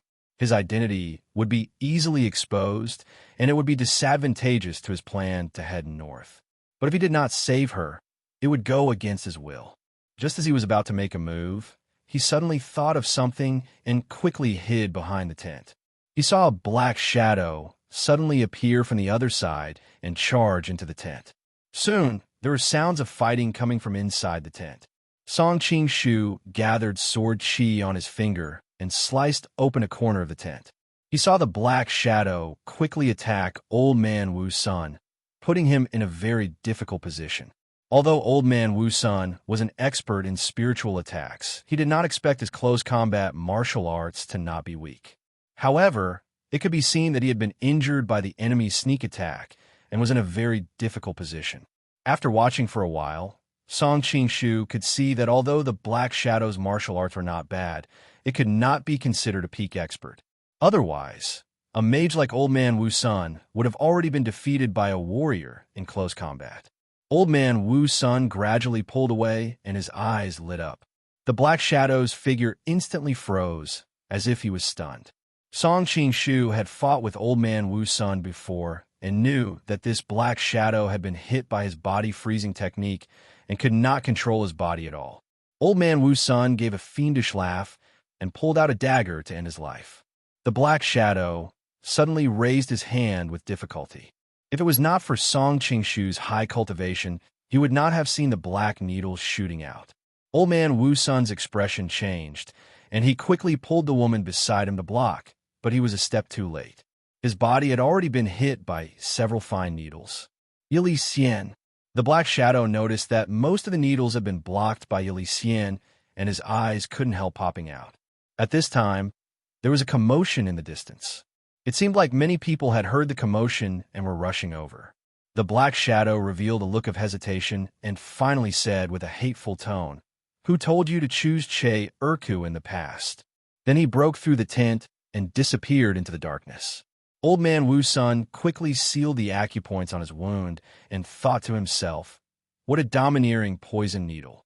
He also heard the sounds of a group of people rushing over and could only look at Yili Xian with regret. Aye, it's a pity. After saying this, he quickly left the tent and disappeared to the other side. He did not want the Tai Yin tribe to see him in someone else's wife's tent in the middle of the night. Wouldn't that force the Tai Yin tribe to immediately turn hostile? A trivial Tai Yin tribe was not important, but if it affected the main matter, and was spread to the Great Khan's ears, he would not be able to bear the consequences. It had to be said that the large man in the past could not forget Yali Xian. After the two of them left, Song Qingshu immediately entered the tent to take a look. He saw that Yali Xian's eyes were closed, and her face was incomparably pale without a trace of blood, as if she wasn't breathing. Song Qingshu reached out to check her neck, and found that there was an imperceptible pulse. After a little hesitation, he grabbed her shoulder and disappeared into the night. Haha Literature Network. Li Xian had been poisoned by the Black Shadow's poison needle. This needle was clearly incomparably poisonous, but it was an exaggeration to say that it could kill upon contact with blood. No matter how poisonous a poison was, it would take time to take a person's life. However, there were many times when medical conditions were limited and a person would fall into a false death state from being poisoned. If she was left here, when the Taiyin tribe came, no one would be able to save her, and they would only be able to obtain a corpse in the end. Saving a life was better than building a 7-storied pagoda. Moreover, he had always been a person who had tender and protective feelings for the fairer sex. He immediately brought her back to his tent. On the way back, he quickly sealed her acupoints and protected her heart meridian. As soon as he left, Sulik, Wu Chun, and the others led a large group of warriors over. Seeing the mess in the tent and the fainted guards outside, their expressions all changed. Very quickly, Che Ku stumbled over, muttering to himself, "Yili Xian, my Yili Xian, where did you go? I shouldn't have drunk so much wine." At this time, another beautiful young girl also rushed over after hearing the news. Some people were born to be the focus of everyone. It was clearly night time, but everyone seemed to see a bright moon shining brightly, as if they had seen an elf on the grassland. "Father, what happened to my mother?" The beautiful young girl had a look of panic on her face, and the tears in her eyes were like pearls, making the surrounding men feel pity for her. Supu walked over and comforted him. "Oh man, don't worry. There are no bloodstains here, so I think your mother is fine. She was just kidnapped. Don't worry, I will immediately gather the men in the tribe to search for her." Sulik also comforted her, but his eyes swept over the clothes on the ground. He recognized that it was Yili Xian's clothes, and thinking about how beautiful she was, it was unknown how many men coveted her when she was a young girl. Now that her clothes had fallen, perhaps she had already met with misfortune. However, he was Che Ku's friend and enemy, so naturally he would not say this at this time. Wu Chun and Bo Air on the side looked at each other, thinking that it was no wonder that old man Wu Sun wanted a man to be a guide. This young girl was truly beautiful. Wu Chun even felt a bit of regret in his heart. He had seen Hua Zhang before, and although she was not bad, her appearance was far inferior to this beautiful young girl in front of him. If he could marry this young girl. However, this thought was suppressed as soon as it rose. At his age, he had long passed the age where he was greedy for beauty. He could clearly distinguish what was the most important thing in marrying a wife. Hua Zhang was the Khan's most treasured daughter and the current Mongolian princess. So what if this young girl was beautiful? She was destined to become a plaything of the rich and powerful. How could she compare to the wealth and power that a princess could bring? On the other hand, Boru's eyes glinted. He was thinking that he had to get his hands on this beautiful little girl so that his life would not be in vain. Bo Chan was about to marry Princess Hua Zhang, and this place was also the princess's fief. Even if he had the guts, he would not dare to touch other women. However, Wu Sun might not be the same. He had heard him talking about this woman in Helen City. He must think of a way to snatch this woman from his hands. Where did this fellow go? The two of them had their own thoughts, but on the surface, they still comforted the Taiyin tribe. At the same time, they ordered the Mongolian warriors under them to help search. Boer even thought that even if he could not get his daughter, getting her mother would not be a bad idea. It would also avoid conflict with old man Wu Sunday. So other than Su Pu, Che Erku, and the others, his subordinates were the most diligent in searching. While they were searching for Yili Xian, Song Qingshu was in the tent helping her detoxify. He was already familiar with forcing out the poison. He had even survived the world's #1 poison, the golden rippling flower. So what did other poisons count for? He supported her body to sit in front of her and then used the one-yong finger to quickly seal the acupuncture points on her body. Not long after, a bunch of poison needles that were thinner than hair shot out of her body and hit a tent pole on the side.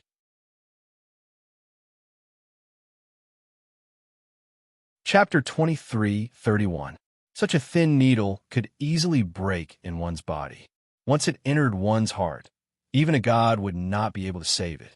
If Song Qing-shu was not proficient in the life and death talisman and understood the characteristics of these hidden weapons in the human body, he might not have been able to force the poison out no matter how strong he was. After the needle left the body, Song Qing-shu looked at the thin needles on the pillar that were so weak that he would have missed them if he didn't look carefully. Because of his relationship with Ren Yingying, he almost immediately recognized that it was the black blood god needle of the Sun Moon sect. Did someone from the Sun Moon sect come to the desert? Song Qing-shu was surprised, but immediately denied this guess. Now, that Ren Wuxing and Run Wuxing were helping in Lin, how could someone from the sect come to the desert thousands of miles away? But this needle was indeed the black blood god needle of the Sun Moon sect. It was really confusing, but now was not the time to think about this. Although the needle was forced out, the poison was not cured. He quickly took out an antidote pill and gave it to her. Now he was the leader of the Carefree sect, the Sun Moon sect, and Peach Blossom Island. At the same time, he was close friends with the Western Poison and the Poison Hand King of Medicine, so he had all kinds of antidotes. Originally, with his current cultivation, he did not need to bring so many medicines. But because he was poisoned by the golden ripple flower and almost died, Zhou Zhao, Ren Yingying, and Ajio all used their own channels to find a lot of elixirs for him to protect himself. Even Huang Rong secretly gave him a lot of Huang Yaoshi's collection last time on Peach Blossom Island. Song Qing-shu naturally did not want to disappoint their good intentions. At the same time, in order to make them feel at ease, he carried these medicines with him. He did not expect it to really work. As the medicine gradually dissolved, Yili Xian groaned and woke up. Where is this? She felt so weak that she didn't even want to move her fingers. She gradually saw the situation in the tent and suddenly remembered what happened before.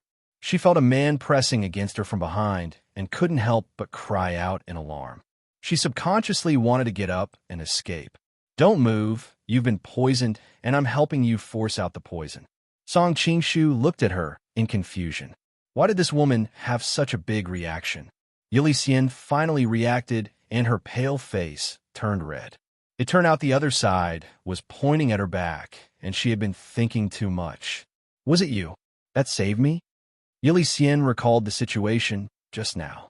That black-clothed man had suddenly charged in, and she was shocked to find that her husband in front of her had suddenly turned into a wretched old man. Before she could react, she felt a slight pain in her chest, and then she didn't know anything else. Thinking up to here, she subconsciously lowered her head and was shocked to find that the clothes on her chest were half undone, revealing her snow-white skin. She instantly felt as if she was struck by lightning, and her tears involuntarily flowed down. Song Qing-shu noticed her actions and naturally guessed what she was thinking. He said lightly, "Don't think too much. You have a poisonous needle in your chest. If I want to get the needle out, I naturally have to take off some of your clothes and force the needle to detoxify. You are a mature woman. You wouldn't be like those little girls who want to die for this matter, right?" Yili Xian had already seen the poison needle on the wooden stick and gradually calmed down. Thank you. Our Tai-Yin tribe clearly distinguishes between gratitude and grudges.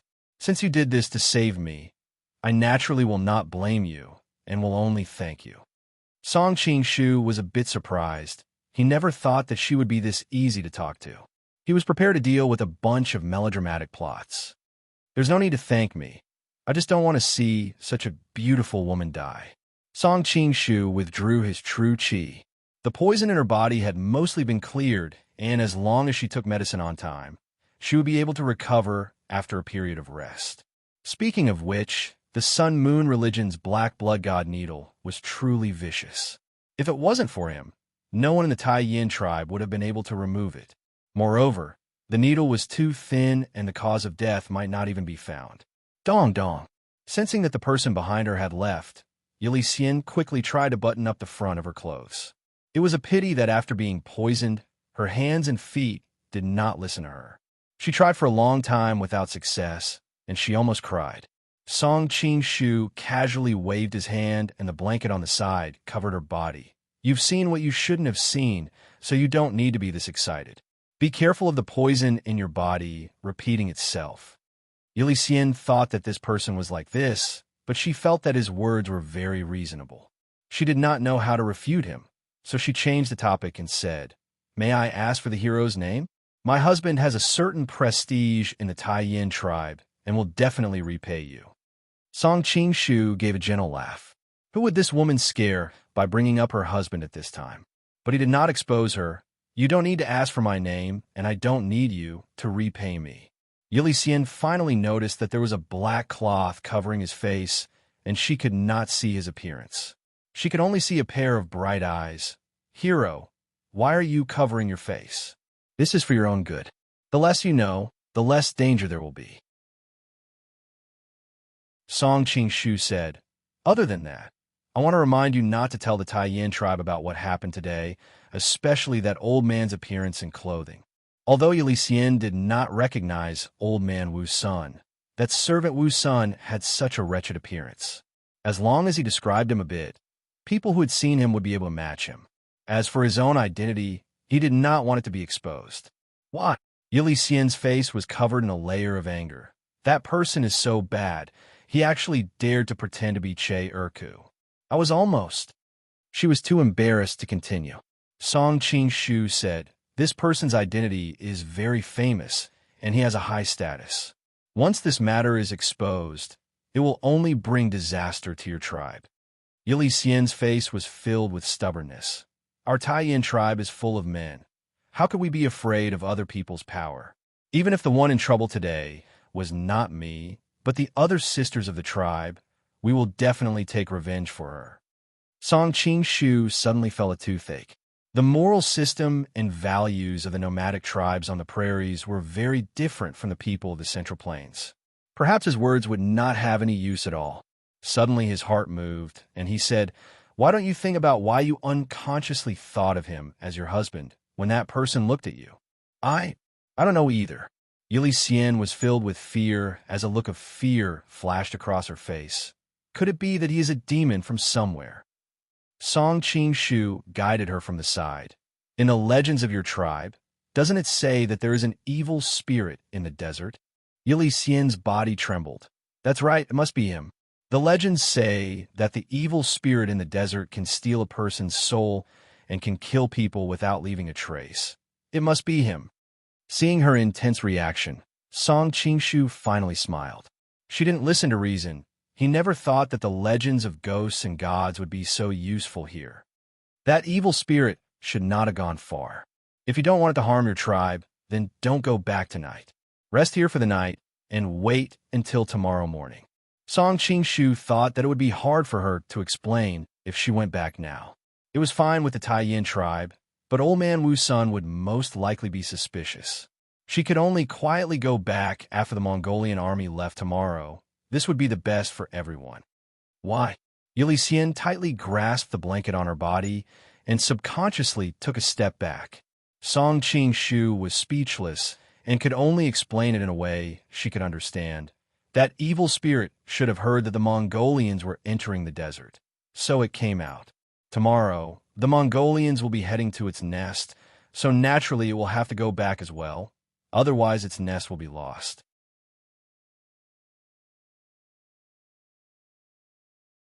Chapter 23:32. Song Qing-shu was stunned.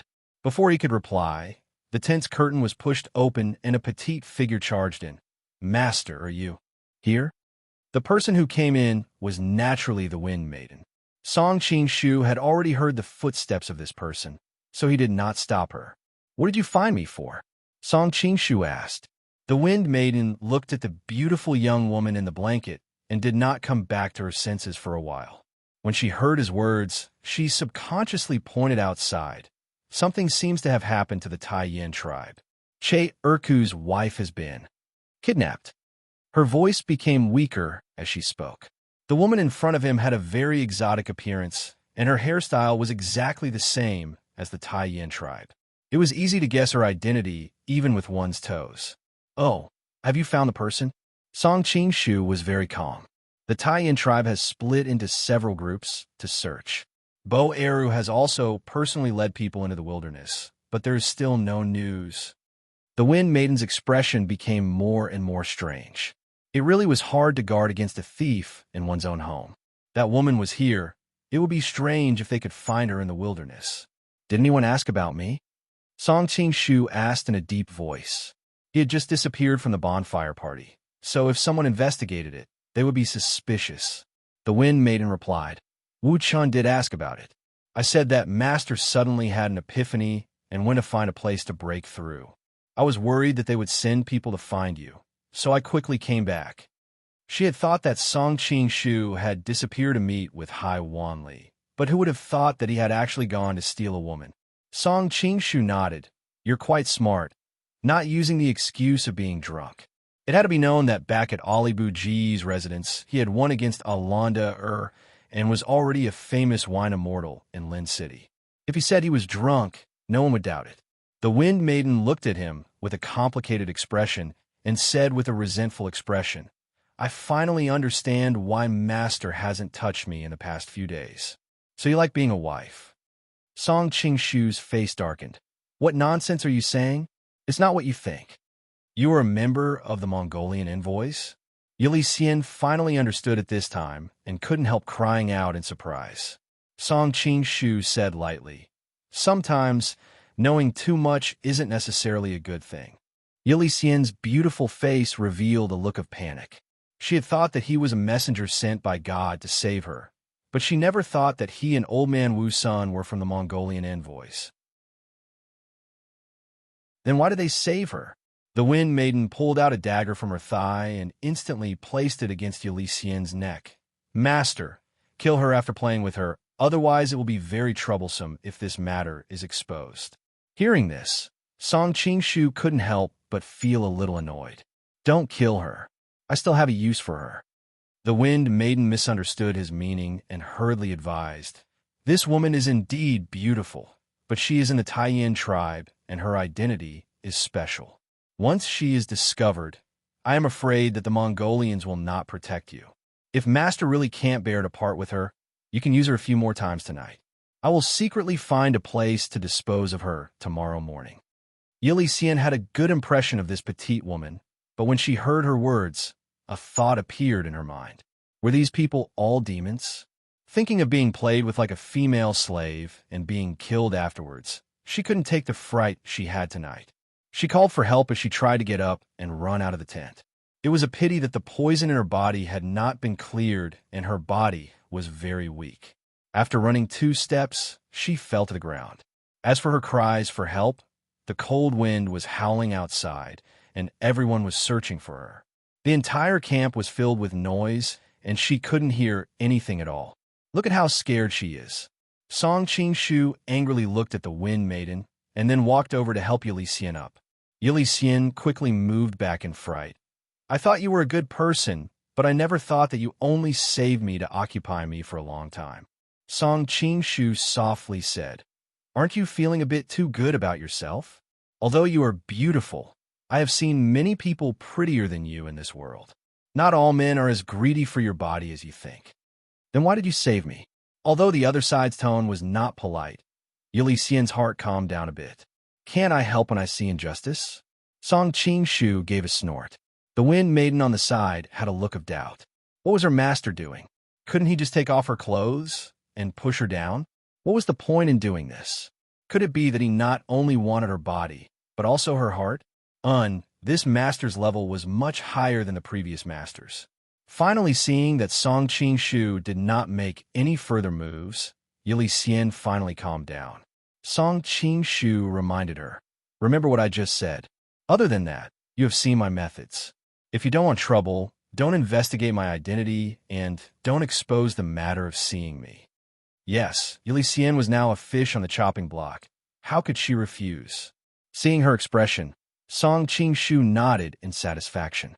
He said to the Wind Maiden, who was watching the show from the side, "Send her back secretly tomorrow morning and rest here for the next few days. Also, help me keep an eye on her to see if she's spouting nonsense."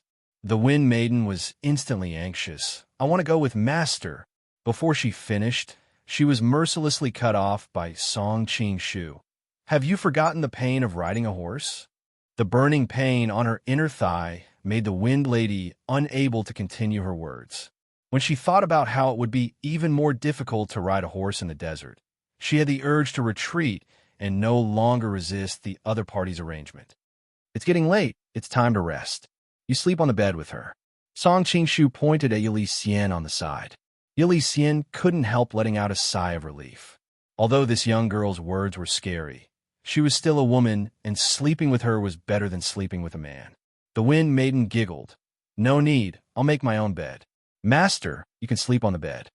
In this period of time, she had already vaguely understood her new master's temper. He was clearly a bit lecherous, but he cared a lot about his face. As a maid, how could she not know this? On the side, Yili Xian's face instantly turned pale. She was thinking that if the other side really agreed, she would risk her life to protect her chastity. "Put away your little thoughts." Song Qing-shu looked at the Wind Maiden.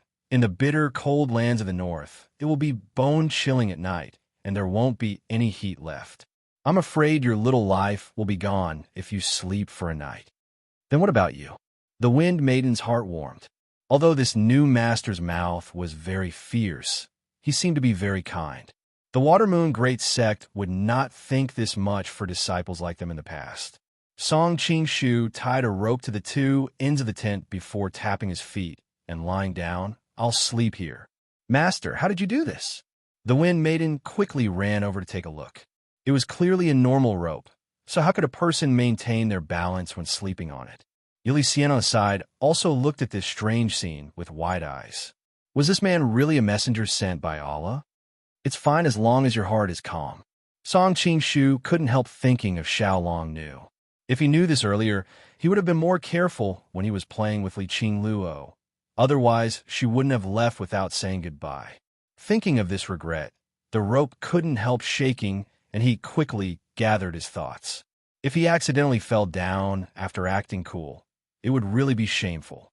On the morning of the second day, the large group gathered to search for Gao Chong's treasure in the depths of the desert. Supu wanted to stay behind to help Man find Yili Xian, but he was rejected by Bo Air Chun and Bo Air Hu. Even Man had to go because their main mission this time was to find Gao Chong's treasure. As for the wife of a tribal warrior, who cared about her?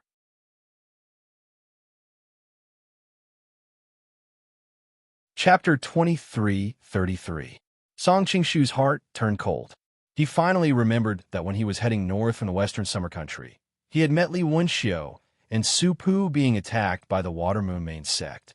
When he appeared and killed the Watermoon Main sect, the two of them had seen it. Thinking of this, he broke out in a cold sweat.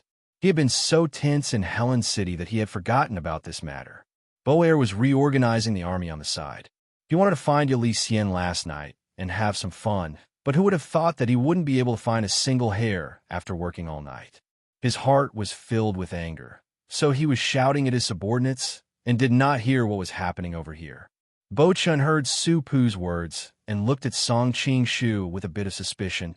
The main sect should not have come to the Taiyin tribe before, right? Of course not. Song Qing-shu's heart was filled with waves, but his expression did not change. This little brother must have recognized the wrong person. Seeing his natural expression, Su Pu was also a bit doubtful. "Oh, maybe I recognized the wrong person." Just like how the people of the country could not tell what foreigners looked like, when people of other countries looked at Chinese, they were also completely blind. The Taiyin tribe belonged to the Central Plains, so there was a clear difference in their appearance compared to the people of the Central Plains. Song Qing-shu did not think of this. His mind was filled with thoughts as he tried to think of a way to solve this problem.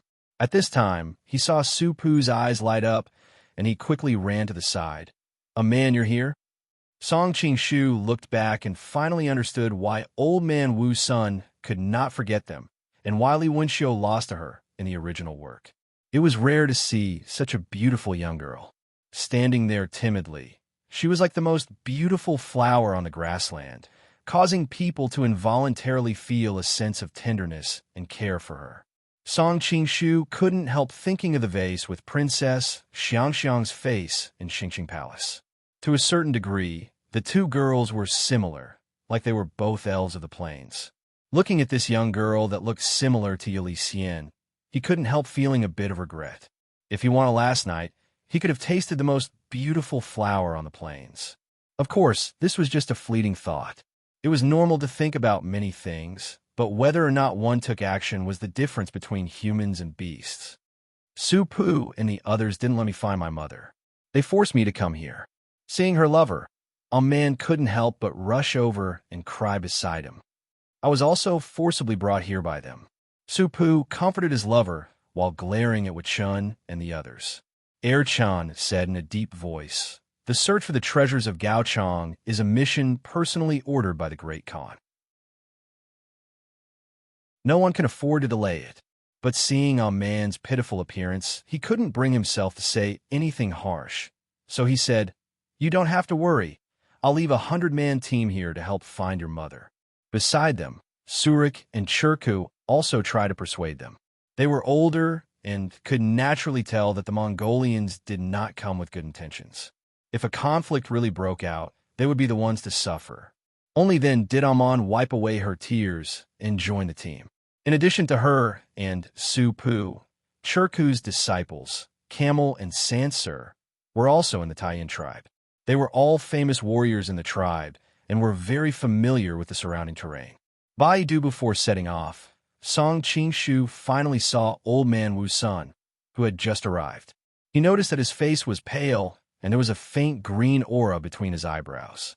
He laughed inwardly, knowing that the old man was probably affected by the black blood poison needle last night. Knowing the answer, he asked, "Great shaman, why do you look so pale? Are you sick?" Old Man Wu Sun smiled awkwardly. "Maybe I drank too much with Churka last night, and then I was blown by the cold wind, so I'm not feeling well." Song Qingshu sneered inwardly. He even competed with Churku in drinking, almost forcing his wife onto the bed. Hearing this, Er-chan turned around and said, "If Great Shaman is not feeling well, why don't we set off a few days later?" Hearing his words, Aman and Su Pu both showed expressions of anger. After all, their biological mother was missing and no one knew whether she was alive or dead. These Mongolians did not take it seriously and still set off. But this old man just caught a cold, and they actually wanted to postpone the journey for him. Was there any justice in this world? It was a good thing Old Man Wu Sun had a guilty conscience and was worried that something would happen if he stayed here. He did not want to face the anger of the Taiyin tribe alone. So he quickly said, "No problem, it's just a small matter. It will be over soon." Although he said this, his heart was filled with worry. The hidden weapons that the mysterious person used last night were too vicious. Even if he used the Yili Xian to block most of them, he had still been hit by 3 poison needles. Although the poison on the needles was overbearing, with his cultivation, it was not a big deal. He could force it out after some time, but the needles were too thin. If he was not careful, they would break into pieces and stay in his body. How could he force them out in a short amount of time? He could only use a large amount of qi to protect his heart, preventing the broken needles from entering his heart. Even a god would not be able to save him if that happened. Song Qingshu noticed the difficult expression on his face and could guess the situation he was facing. Although his cultivation was high, it was mainly focused on the spiritual aspect. He was still lacking in close combat, otherwise he would not have been hit by that person's poison needles last night. Looking at it now, it seemed like the poison needles had not been completely forced out and his strength would be greatly reduced. The group of people all had their own thoughts as they set off in the direction of the desert. After the large group left, the Wind Maiden finally let Yili Xian leave. After a night of rest, although Yili Xian's body was still weak, she could barely move by herself. "Thank your master for me." Yili Xian had been worried that that person would have bad intentions towards her last night, but that person had been sleeping peacefully on the rope. Now that she had regained her freedom, she thought back to her speculations about that person yesterday, and her heart was filled with embarrassment. She thought that she had treated her benefactor like an enemy, and she had let down God. I'll remind you again, you have to keep last night's matter secret. Also, don't ask for Master's name. The wind made in harumphed in annoyance. This woman was so beautiful, and she was tall and slender. Most importantly, even her breasts were so huge. She had slept under the same blanket last night, and the stark contrast between the two was making her doubt her life. I know. Yili Xian gave an unsound. Seeing that the other side was not interested in talking to her, she gave a slight nod and walked back to her home. When she came out of the tent, she found that her husband was drinking wine at home. His entire body was haggard, and there was still dew on his hair. It was clear that he had been running around in the wilderness all night. She couldn't help feeling a bit of pain in her heart. Che Urku, drinking wine at this time is too harmful to the body. Quickly go to sleep. Che Urku looked up in disbelief. Seeing his beautiful wife standing in front of him, he couldn't help calling out in surprise. Yili Xian, are you all right? Yili Xian couldn't help smiling. Could it be that you want me to be all right?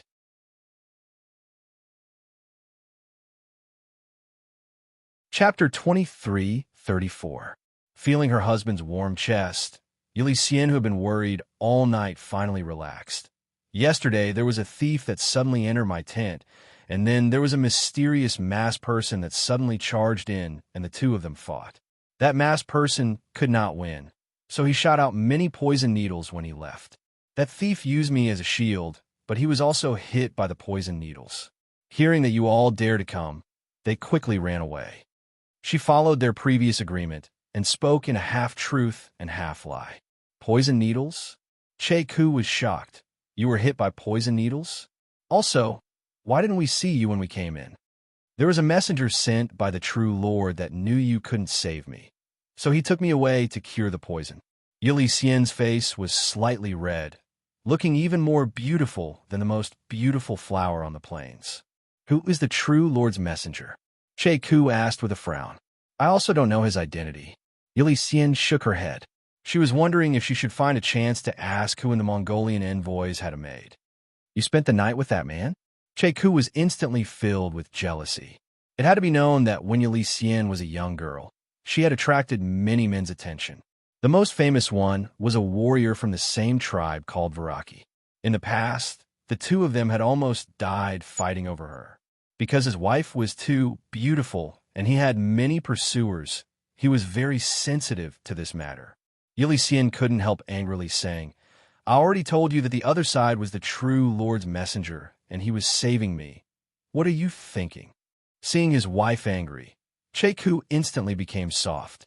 He scratched his head and said with a laugh, Isn't it because you had too many pursuers in the past few years, making me feel a kind of insecurity?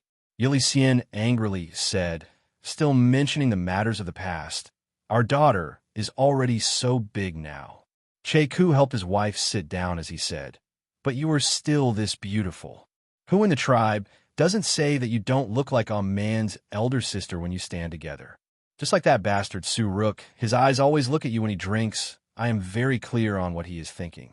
If it wasn't for the fact that his son and our man are in love, I wouldn't have let him off humph. Yili Xian snappily said, You're thinking so much just by looking at me, really. It's my fault. Churko poured a bowl of milk tea for his wife to drink. Tell me about that messenger of Allah. How did you know he was the messenger of Allah? Because he has great abilities? Yili Xian recalled last night's events as she replied. It said that the mysterious person last night was a demon from the depths of the desert. He knew that the Mongols were going to enter the desert, so he came out to stop them. Anyone that was stabbed by the demon's needle would silently die, but he had the ability to save me. Other than Allah's messenger, who else could it be? A demon in the desert? Churku shivered. Over the years, this legend had been passed down from generation to generation in the tribe, and the fear of the demon deep in the desert could be said to have been carved into their bones. Yes, not only did that emissary scare away the demons, but he also quickly undid the curse on the devil needle and forced a dozen devil needles out of my body. Because of Yuli Xian's suspicious attitude towards her benefactor last night, she was filled with regret now. Her words were filled with praise to make up for the guilt in her heart. Wait, you're saying that person quickly undid the curse on your body? Churka sensed something strange from his wife's words. That's right. Yuli Xian looked at her husband strangely. Churko angrily said, since that person saved you early in the morning, why didn't he let you come back and let you spend the night with him? That's because the demon is still around the tribe, and he's worried that my return will bring disaster to you and man, Yuli Xian explained. What bullshit demon? Churku is not afraid. I'm just afraid that my wife will be bullied by others. Churku angrily roared. Tradewind Literature Network Yuli Xian was also a bit angry. What do you mean by saying this? What do I mean? Churka pointed at the clothes she was wearing. I clearly remember that you weren't wearing these clothes yesterday. You even changed your clothes after spending the night with someone else, and you were wearing such revealing clothes. So you should know what you did. Yuli Xian looked down and remembered that in order to save her last night, that person had to cut off the clothes in front of her chest. Naturally, she couldn't wear it today, so she borrowed a set from the Wind Maiden. It was a pity that the two of them were a bit different, and this set of clothes was too short, revealing her snow-white stomach. At the same time, it was too tight around her chest, making it seem a bit slutty. My chest was hit by a demon's poison needle, and it was someone else who saved me. That's why I changed my clothes. Yuli Xian was ashamed and angry. Churku instantly jumped up. You took off your clothes in front of that person? No. Yuli Xian quickly explained as she was about to cry from anger. I almost lost my life and you didn't care, only caring about these random things. I know that this has nothing to do with you, and I'm not blaming you. I'm just blaming that person for being too despicable, actually saying things like Allah's messenger and demon. Churku hatefully said, Who is that person? I'll go find him to settle this debt. Allah's messenger and demon were all my own thoughts. It wasn't something that person said. Yuli Xian said, It can only be said that person's methods are brilliant. I am a man, so I understand a man's thoughts the best. There is no man who wouldn't be moved by a beauty like you, angering me to death. Where's my blade? Churku's hair and beard stood up as he searched for his blade in the tent. Quickly tell me, who is that person? Don't, you can't beat him. Seeing that her husband was serious, Yuli Xian instantly panicked. She was clear on how strong that person was. Not to mention the Taiyan tribe. Even if all the warriors of the surrounding prairies were added together, they still wouldn't be a match for that person. She did not know that her words of concern were grating to her husband's ears. Churko angrily pushed her away. Let's talk about whether I can beat him or not. My Taiyan tribe does not have cowards. Yuli Xian was already weak after being poisoned and being pushed by him. How could she still stand? She fell to the ground, and with her anger attacking her heart, she couldn't help fainting. Churka was shocked and quickly ran over to help her up. Yuli Xian, what's wrong? Sulik also came over at this time. You found sister-in-law? Aya, what is this situation? The quarrel between the two had already attracted quite a few people in the tribe. The people outside were pointing and whispering to each other. Yuli Xian, is this beautiful? Spending a night with another man outside? I'm afraid. Hey, which man can resist this kind of temptation? I already said it. Yuli Xian's eyes are filled with charm. You can tell with a single glance that she is not someone who knows her place. AI, that's why everyone can't marry a wife that is too beautiful in the future. It's just too troublesome. In the past, he and Varaki fought over Yuli Xian, almost harming the entire tribe, and now this matter has happened. The Wind Girl mixed in the crowd suddenly realized something. Master's move of advancing by retreating was truly brilliant. Compared to yesterday's method of making him sleep with her, it was too clumsy.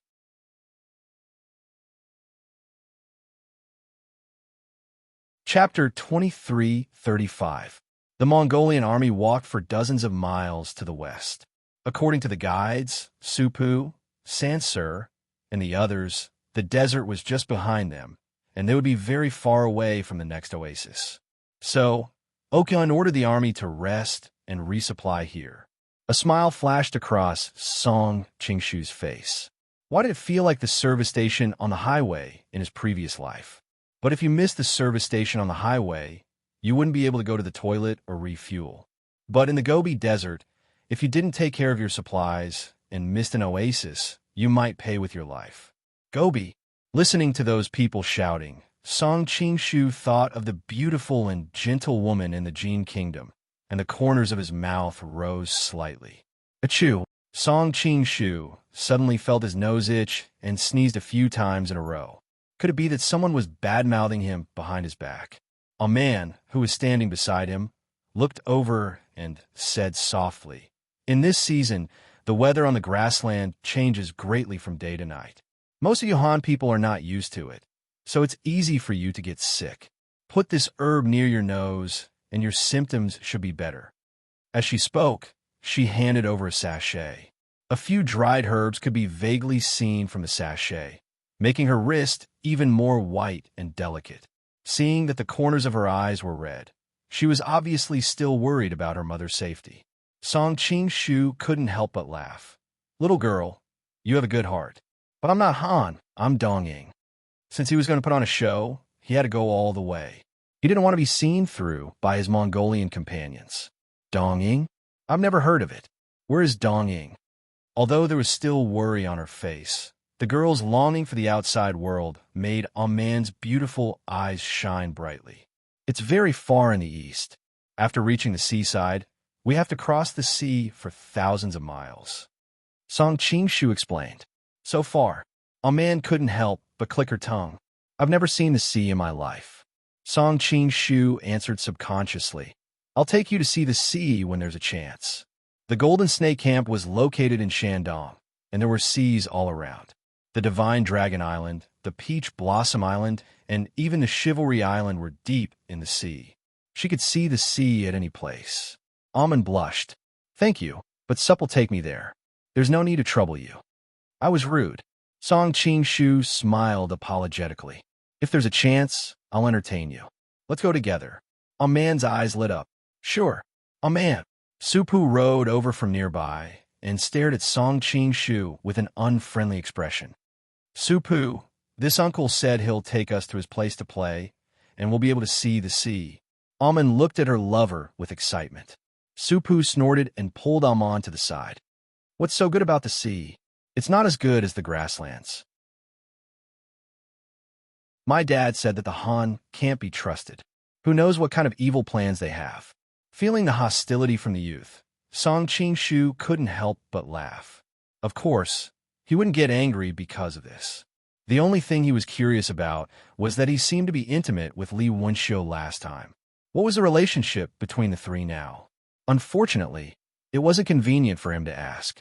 Otherwise, Su Pu would be sure that he didn't recognize the wrong person. That would be troublesome. "He's not a Han, he's a Japanese." Almond looked back at Song Qingshu apologetically and hurriedly explained to her lover. "Japanese? Never heard of him. Look at his shifty-eyed face. He's obviously not a good person. You should stay away from him in the future. These men are all lusting after your body because of your beauty."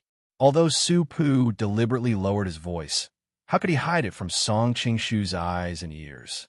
Electronic bookstore Almond's face turned red. She said in a low voice, "Su Pu, you can't think so badly of others." Supu snorted. "Have you forgotten about your mother? It's because she's too beautiful." As he spoke, he noticed Amon's pale face and hurriedly apologized. "I didn't mean that. Your mother will definitely be safe." Amon ignored him and walked to the other side with a straight face. In the distance, Song Qingshu glanced at the herbs in his hand.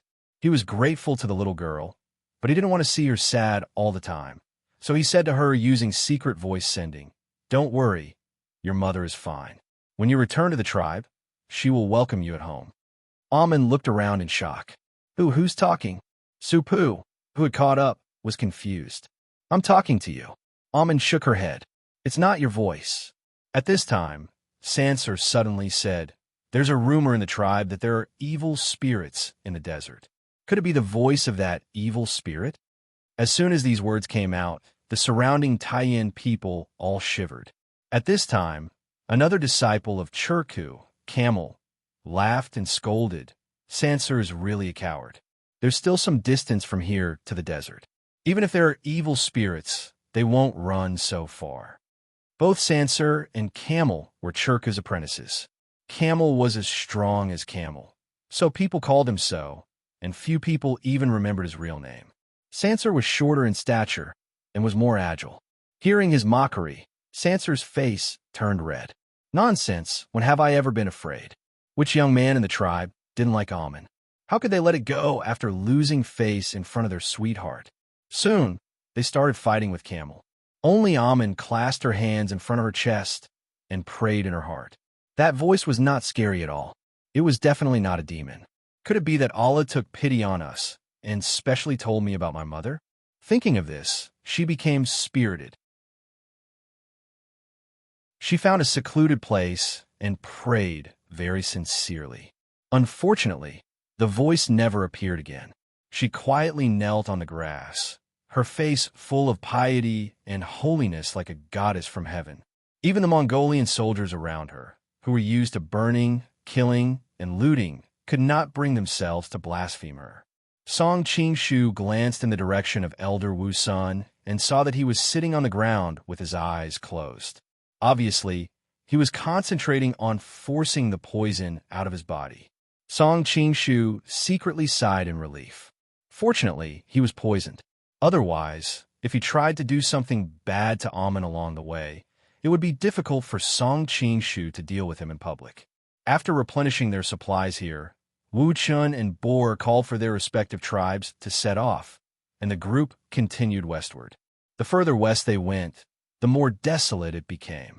Before, they could see many short bushes, but now they could only see occasional patches of green.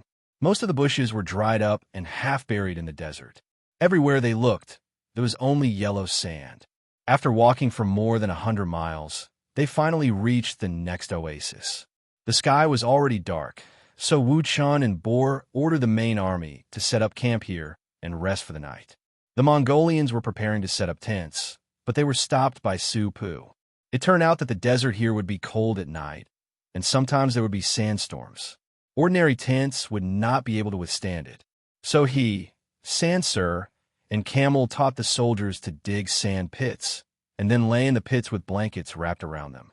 A dozen sand pits formed a circle, and a big fire was lit in the middle. This way, they could keep out the cold and not be afraid of the sandstorms. The Mongolians fought in the north and south, so they were used to this.